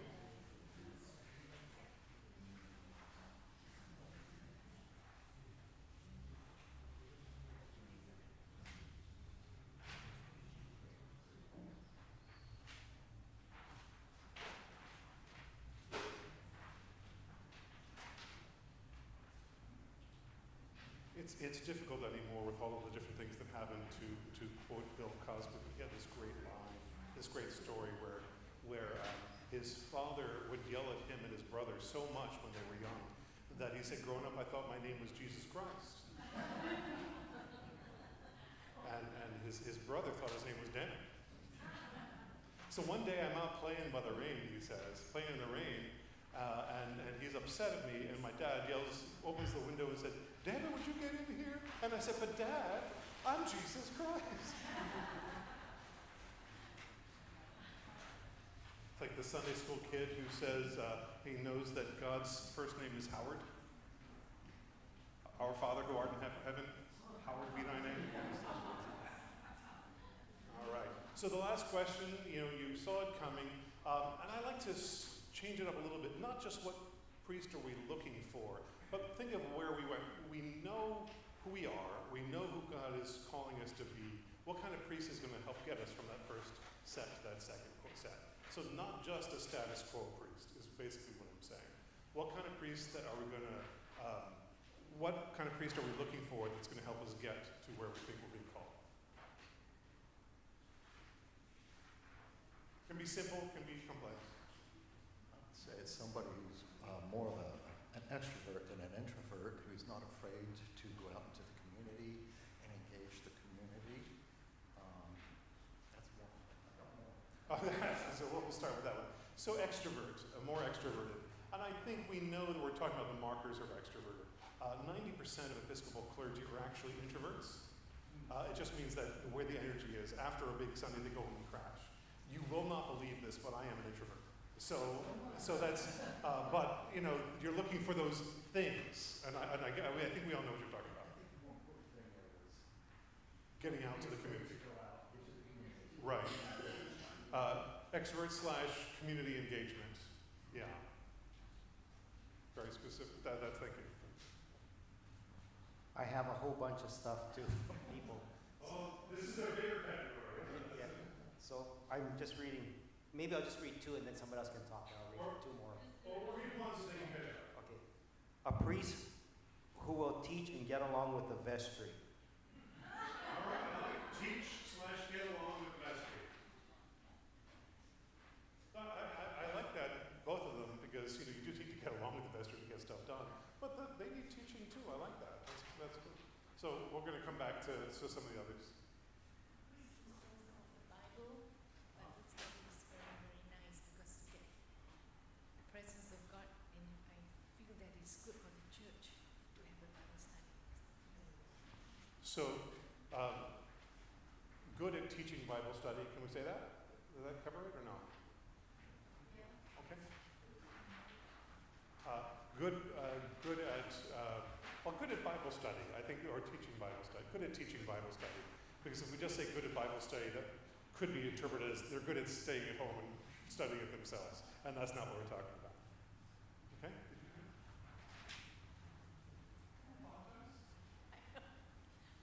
I don't know how to say it nicely. I want a priest that is not lazy.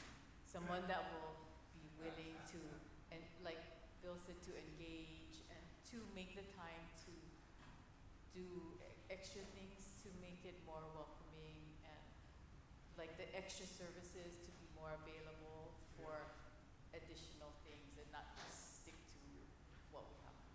Actually, you know what? Let's not. Eventually, the search committee, if they're going to write these things down, they have to make it sound nice. So let's not worry about it sounding nice. Not lazy. Just say it, you know. And then they can make it sound nicer than that. We also had over here. You were saying about a hustler. Let's go ahead and write hustler. Or a hustler, otherwise we're talking about a bad magazine. But you were, I mean, you were... In other words, you don't want to have somebody who's enthusiastically alive. You don't want somebody who won't work hard. Yeah. You say lazy. Work hard intellectually and practically. You don't want somebody who won't go out. But most of all, I forget the guy's name. I'm bad with names. There's a bloke on Big Island who's grown his church. Oh, yes. He's grown his church big time. So, yeah. You know, he hustles, he loves people, it shows. Right. He gets people out, and then the people respond. Which actually, to what you had said before, that our churches and choir are shrinking not as fast.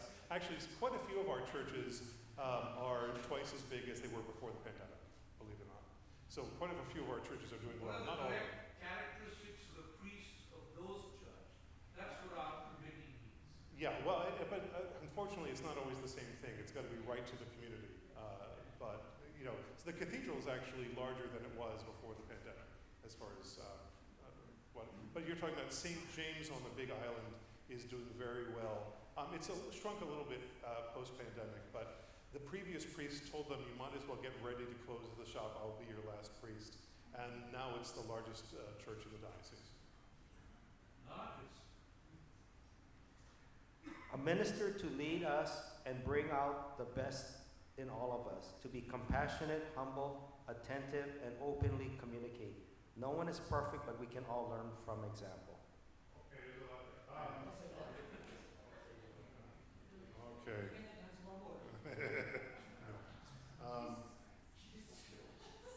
So actually, let's go ahead and separate these out to a few. Brings out the best in us. I think that's a separate thing. I'm gonna sit down.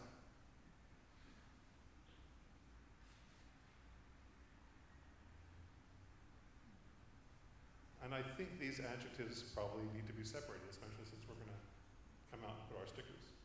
So compassionate.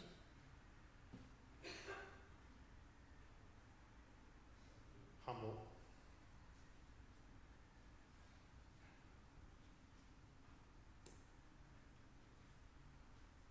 Attentive.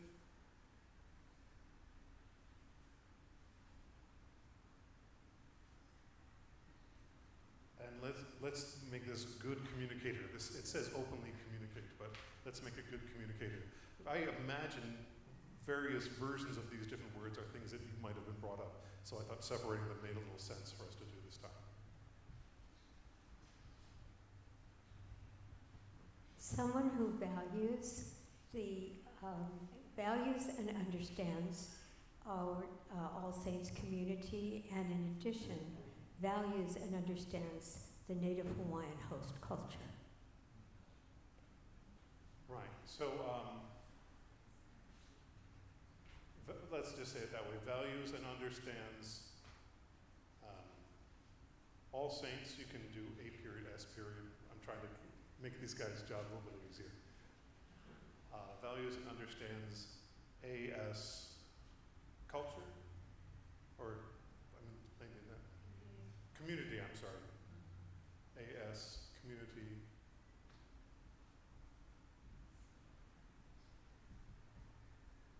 Value, and then you can do little quotes things. The new one, values and understands. You can do little quote things, little ditto marks, if you need to. Values and understands host culture. Native Hawaiian. Sorry, I thought that was implied, but let's go ahead and say it.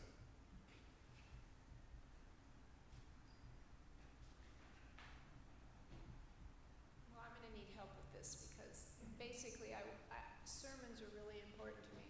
So I can't just say I want a good sermon, but I want something that it's meaningful and it affects my life and I take it with me. This is really broad. I don't know how to, I don't know how to put that into words. Meaningful, relatable. Well, actually, I like meaningful. In what you're saying, I like meaningful more than I like good, because I think there's something in what you're saying. It means different things, but I think meaningful, the sort of takeaway things that I go out the door taking something. I think meaningful might. Are you good with that? Meaningful sermons. Let's say that. Probably sitting down because you have to get back up again. The same mindset to someone who can encourage people to grow in their faith and inspire them to grow in their own faith. Meaningful sermons, and you can put inspirational in parentheses after that, since she wants to steal part of your words there. But then the next line will be. I think it's a little different than the brings out the best in us that you're saying. I think you're saying helps us grow spiritually. Helps us grow spiritually. There's a similarity with bringing out the best in us, but the bringing out the best in us also is that we work well. So it's not just. I think they are separate. You got more, I'm just reporting. The more he says, the more I'm ready to be No, these are easy enough. Is available to the congregation and gets involved in their lives. So what do the person's not here, what do we think about attentive kind of covering that? Yes, no? Approachable should be a separate one, do you think? Okay, let's add approachable. Go ahead. Knows and understands finances and is able to use them. use him or lose him. No, that's not. He used all of our finances. That's not good. Financially savvy. Let's go there. And that's that. Not everyone has those gifts, right? I think. I don't know if it's implied, but someone with plenty spirituality. I don't know if it's repetitive. Well, let's see. No, I think there's helping us grow spiritual, but we're saying we want this person to be spiritual, which is unfortunately not something we've taken for granted. You know, my very first church that I served, Holy Trinity, Westchester, Pennsylvania, just outside of Philly. I worked with under a rector there, who was exactly who they asked for, but not who they wanted. They had a priest there for 30 years, and they assumed a lot of the things they liked about the priest is what all priests had. So what they decided to do is write the things that they thought he could have done a little bit better. But they didn't write all the things they liked about him. They didn't do what we're doing now. And so they said they wanted someone who could remove himself a little bit from the community to have that better view of things, and who was really good administratively, because the other guy couldn't do either of those things, and that's what they got. But they wanted someone deeply connected, just with some boundaries and things like that. So it went terribly, let's just say. I learned so much. And so one of my callings in this work is to make sure that you actually ask for what you want. And if you have the previous priest that you either loved or hated, and each of you has your own feelings about the last few priests, right? There is something in the priest that you didn't like that you still liked and asked them to come here. You still need to talk about those things. And there are some things in the priest you didn't like. You get where I'm going with that. So you actually have to think it through. And I think, thank you, that we're doing that here. I'm sorry. Personally, spiritually. Personally spiritual. We'll go with that. We need a priest that is creative.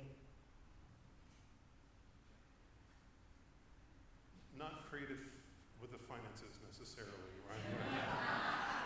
Sorry, I can't help myself. So creative. I think it's just it's its own charism. Yeah. Ron? I was thinking more about delete your hustler definition. I think, isn't it someone that we're looking for that would be a leader in stewardship, or very good at stewardship, rather than a hustler? Well, I think his not to speak for you, but his hustler, when he first said it, had a lot to do with finances, but then it really grew into doing all these other things. So I think we have both the hustler, that going out and doing things, but we also have written up there financially savvy. So Out of the box hustler. All right, next to hustler, which is on your first page, about 4 or 5 down, out of the box. No, hustler. Not just for fundraising from a club. Out of the box, thank you.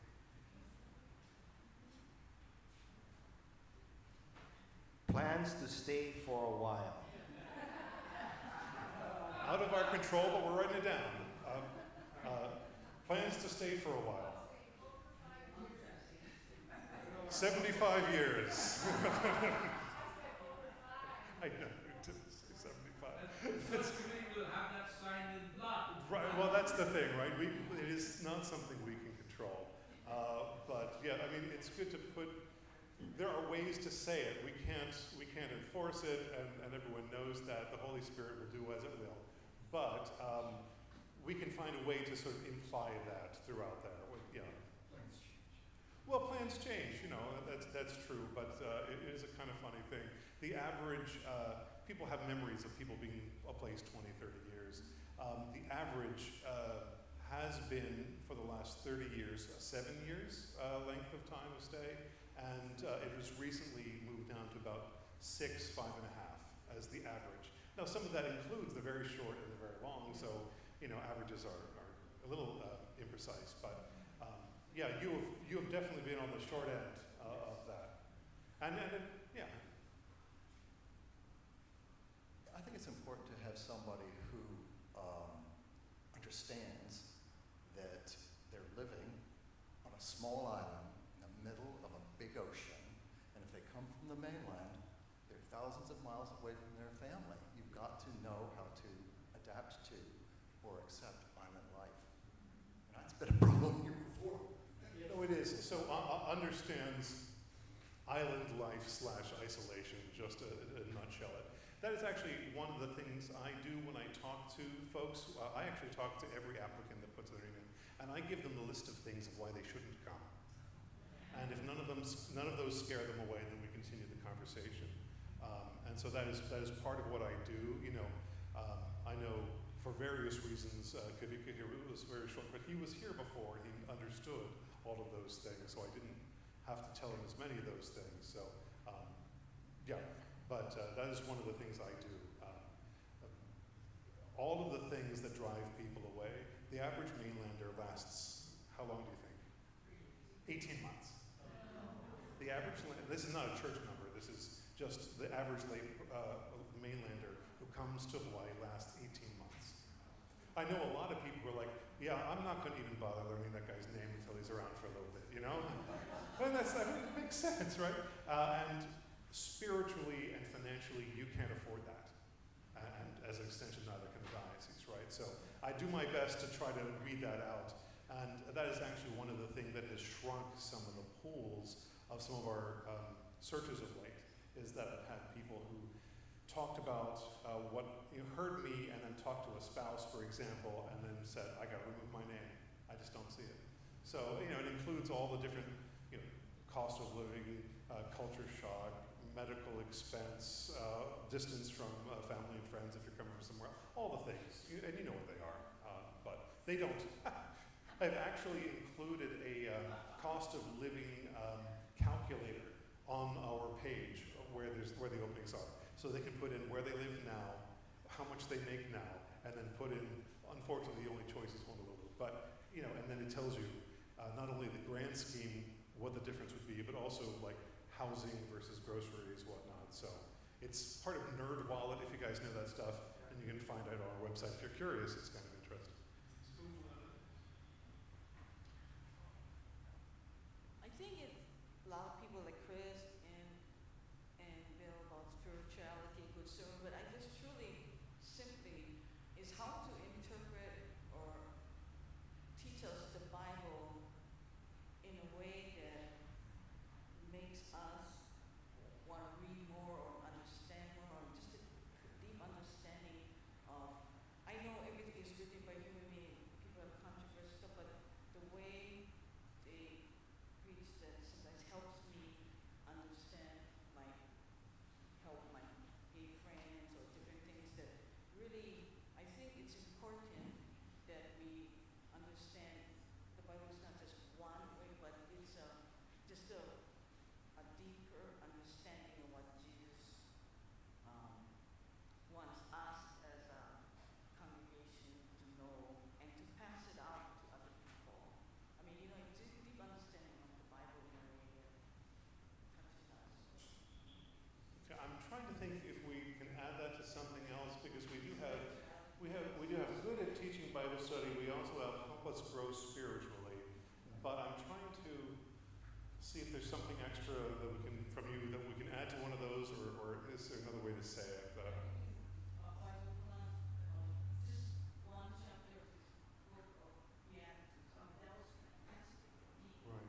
I mean, little things like that, don't have to be so frantic as much as just the simplest thing. What does that mean?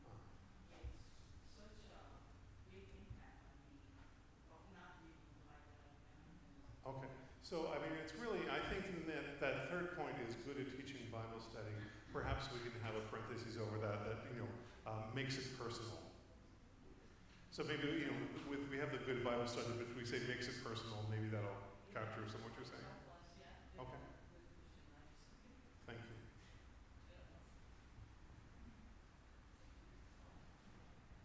I just want to say that I hope we have a priest that get to know us personally and not just Ohio, and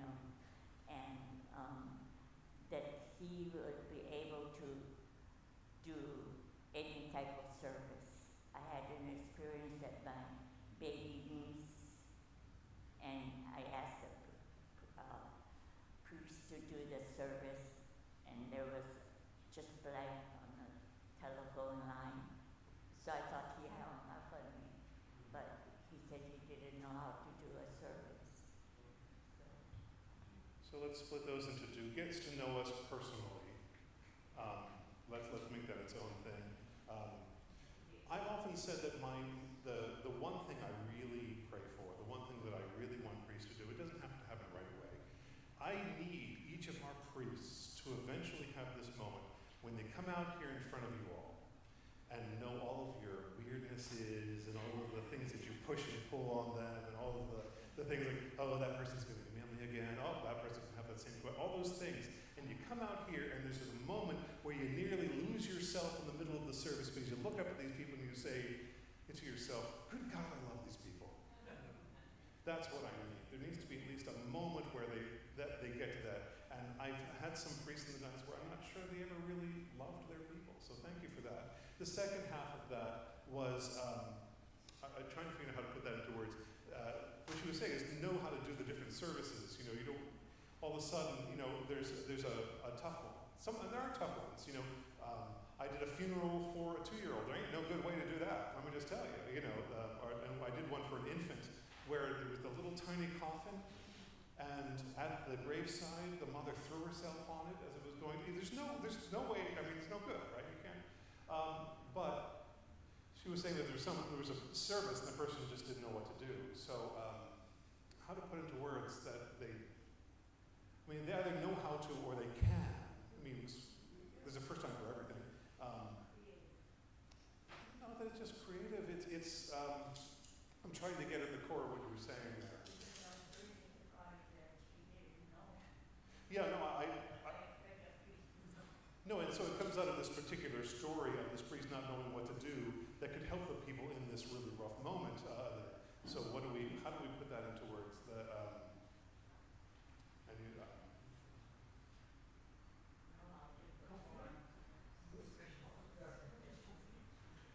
Yeah, I think there is a comforting there, but the confident. Right, but it's a very specific confident rather than just swagger. We're talking about, you know, I'm also thinking about how to make it short, but also how to make it so that when we read it 2 weeks from now, we know what we meant. So that's the conflict in my head right now. Resourceful, there's a part of that that's resourceful.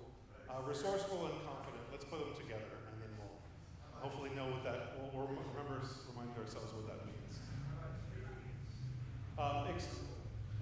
Let's add experienced. Resourceful, confident, and experienced. Although confident and experience hopefully go together there, right? So. This one actually came when we interviewed Brent for something else. And among other things, he said something which was both wise and which I agreed and disagreed with. I'll tell you what his word was. He said, next blighter we get, for him it must be a calling, not the money. And the calling is an abstract thing that's expected of doctors, nurses, and ministers. And doctors and nurses get compensated a lot better than ministers, even on the island. And at some level, with ministers, there's an element of unfairness for that. So I agree with Brent completely. It must be a calling, that ephemeral thing, the calling. But if you get a guy or gal you really want, that the whole selection committee lusts after, pay the guy a little more. Yeah, as we're saying, I think that's general advice. I'm not sure that's about what we're asking for in the person here. But it's an interesting dilemma, right? Because you get what you pay for. Right, but that's not what we're looking for in the priest. Well, I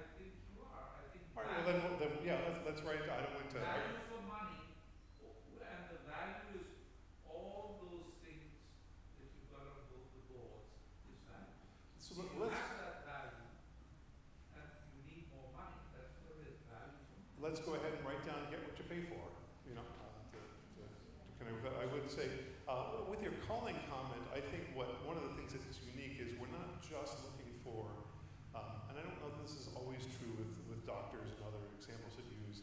With clergy, I don't want them to just be called to the priesthood, although I need them to be. I also need them to be called to your church. And doctors aren't necessarily called to this hospital or that hospital, where here we really need them to, like, why are you applying for this church?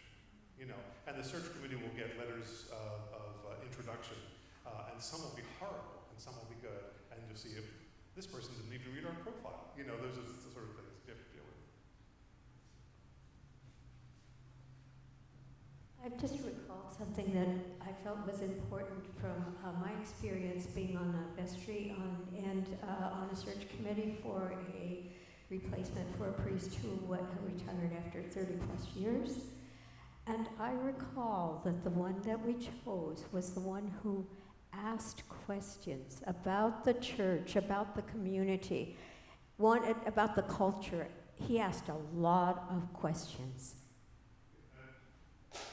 Yes, thank you. And I think that, there it goes. I think that's excellent. I think we might have some of these things, getting to know us personally, understanding the culture and things like that. But I think that is synthesizing those things into advice for the search committee. And we will talk about that when we go down to doing the interviews and whatnot. I often tell search committees that you have to leave enough room for them to answer you questions. And if they don't have any, that's a huge red flag for me. You know, they need to at least have some in their back pocket, even if I don't want to hear you answered everything that I was going to ask. They can use that as an excuse to think of a new thing. Well, you answered just about everything on my list, and then they can come up with something. But yes, they need to get to know you. There's nothing on there about youth or young people, so I think we need them to be comfortable, enjoy young people. Can we make it good with youth? Or good with youth, okay? All right, good with youth. Comfortable with good people can be kind of like, oh yeah, they're good, that's fine.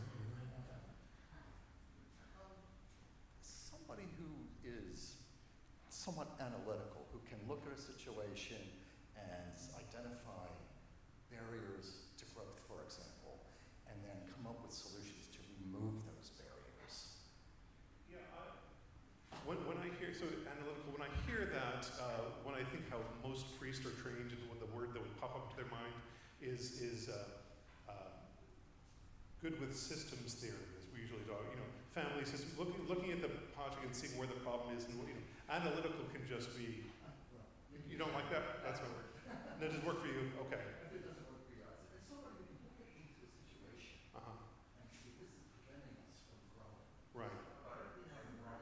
So see, I'm sorry. You know, can look at a situation and why don't we have more people coming here? Why don't we have more youth? And those are barriers to growth. And come up with ways to remove those barriers. That's what I'm looking for. No, I understand. To me, that's the language that went into my head, but if it doesn't work. So let's say analytical / sees the obstacle. How about that? You know, there's.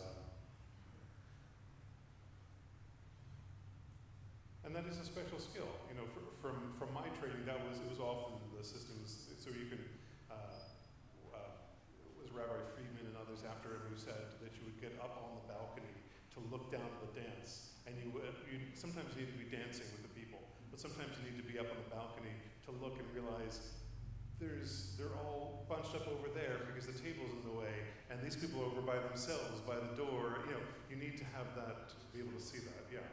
Thank you. Okay. We got a lot here. And so that's the old joke is that if you're not careful, you end up asking for Jesus Christ himself, right?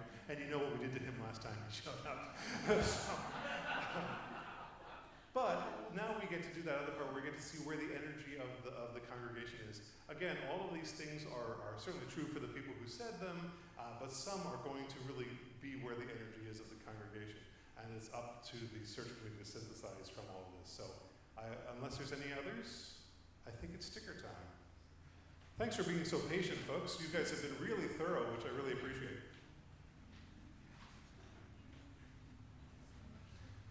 So the process is the search committee will work on a parish profile. The parish profile has to be approved by both me and the vestry, so the vestry has to be comfortable with what it says, and then we put it out there for a while. All of the applicants actually apply to me directly. So if anyone comes up to you and says, oh, I want to be your next priest, you tell them to talk to me. They shouldn't be talking to you. They should know that too.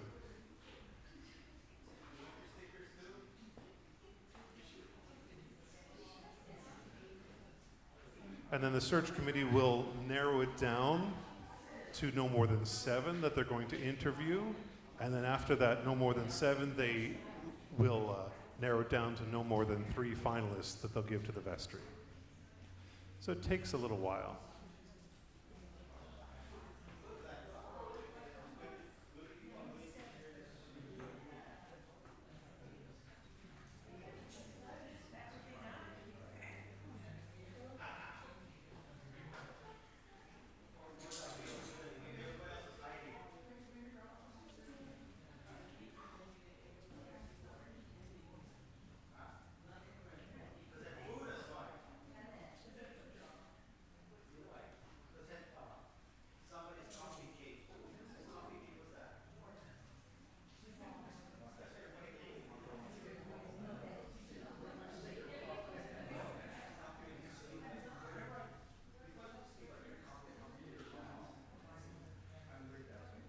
There's a great story about the kid driving home with their parents after a baptism, after they were baptized. And in the prayers, the part of the prayers were that this child be raised in a good Christian household.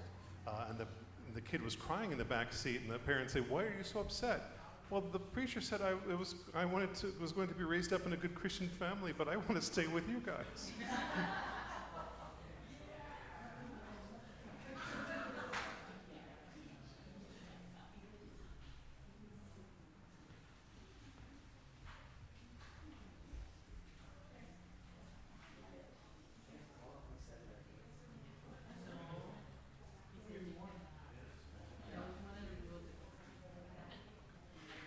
So I mentioned Holy Trinity as a place that I served my first church. And around that time, the cathedral in Philadelphia got a little fancy. And when you would call them up, or they would call you up, they had a phrase that they were supposed to answer the phone with, the cathedral speaking. And the rector I worked with was fed up, and he said, well, this is the Holy Trinity speaking.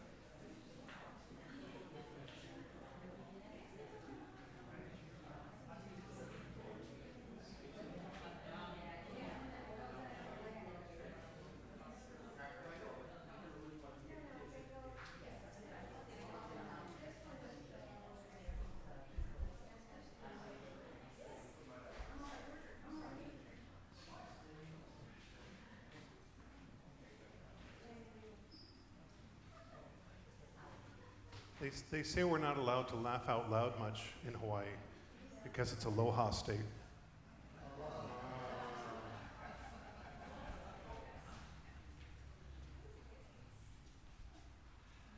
When I first got here, I talked to a Roman Catholic priest who told this joke that he said, of course we have no snakes in Hawaii. And he said, we don't know when St. Patrick came to drive out all the snakes. But before St. Patrick came, the island was just Ahu. Now it's Oahu. No.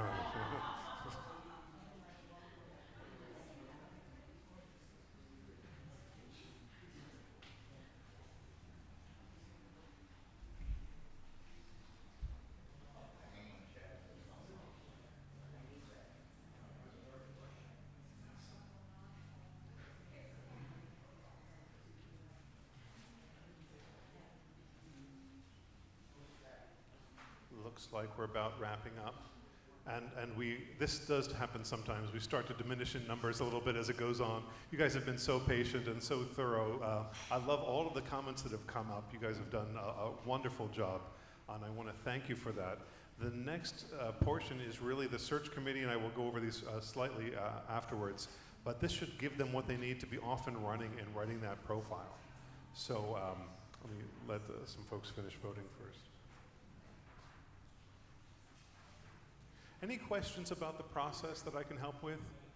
I mentioned the bit of a clergy shortage that is a real thing, but we will still do our best. We don't need a bunch, we just need one, the right one.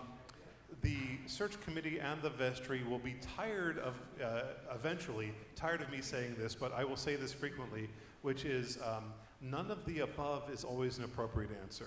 If at any point along the line, none of the candidates are good enough, either the first cut or the second cut, you don't want to settle. So I will say very frequently, none of the above is always an appropriate answer. They will feel internal pressure to get us to stability, and I understand that, but I will be telling them that not because I expect it to happen, but I want them to know they have the authority to do that. People also ask me about local candidates. I don't know. We have a few. We have someone who's going to graduate seminary from a residential seminary soon. We do have local formation people, but often the local formation people went there because they're very tied to the community they're in.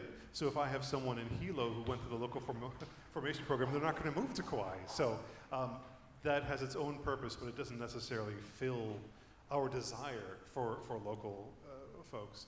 I will say it's my opportunity to always say it's good for us to raise up local and Hawaiian clergy. If we want future rectors and future bishops to be local and Hawaiian, well, we have to start now to build them up for the future, to be there and have the experience to do those things. A colleague of mine in the Midwest took a look around the diocese and realized they didn't have, every single one of their priests was white. Didn't have a single priest of color, so they're going to do some recruiting.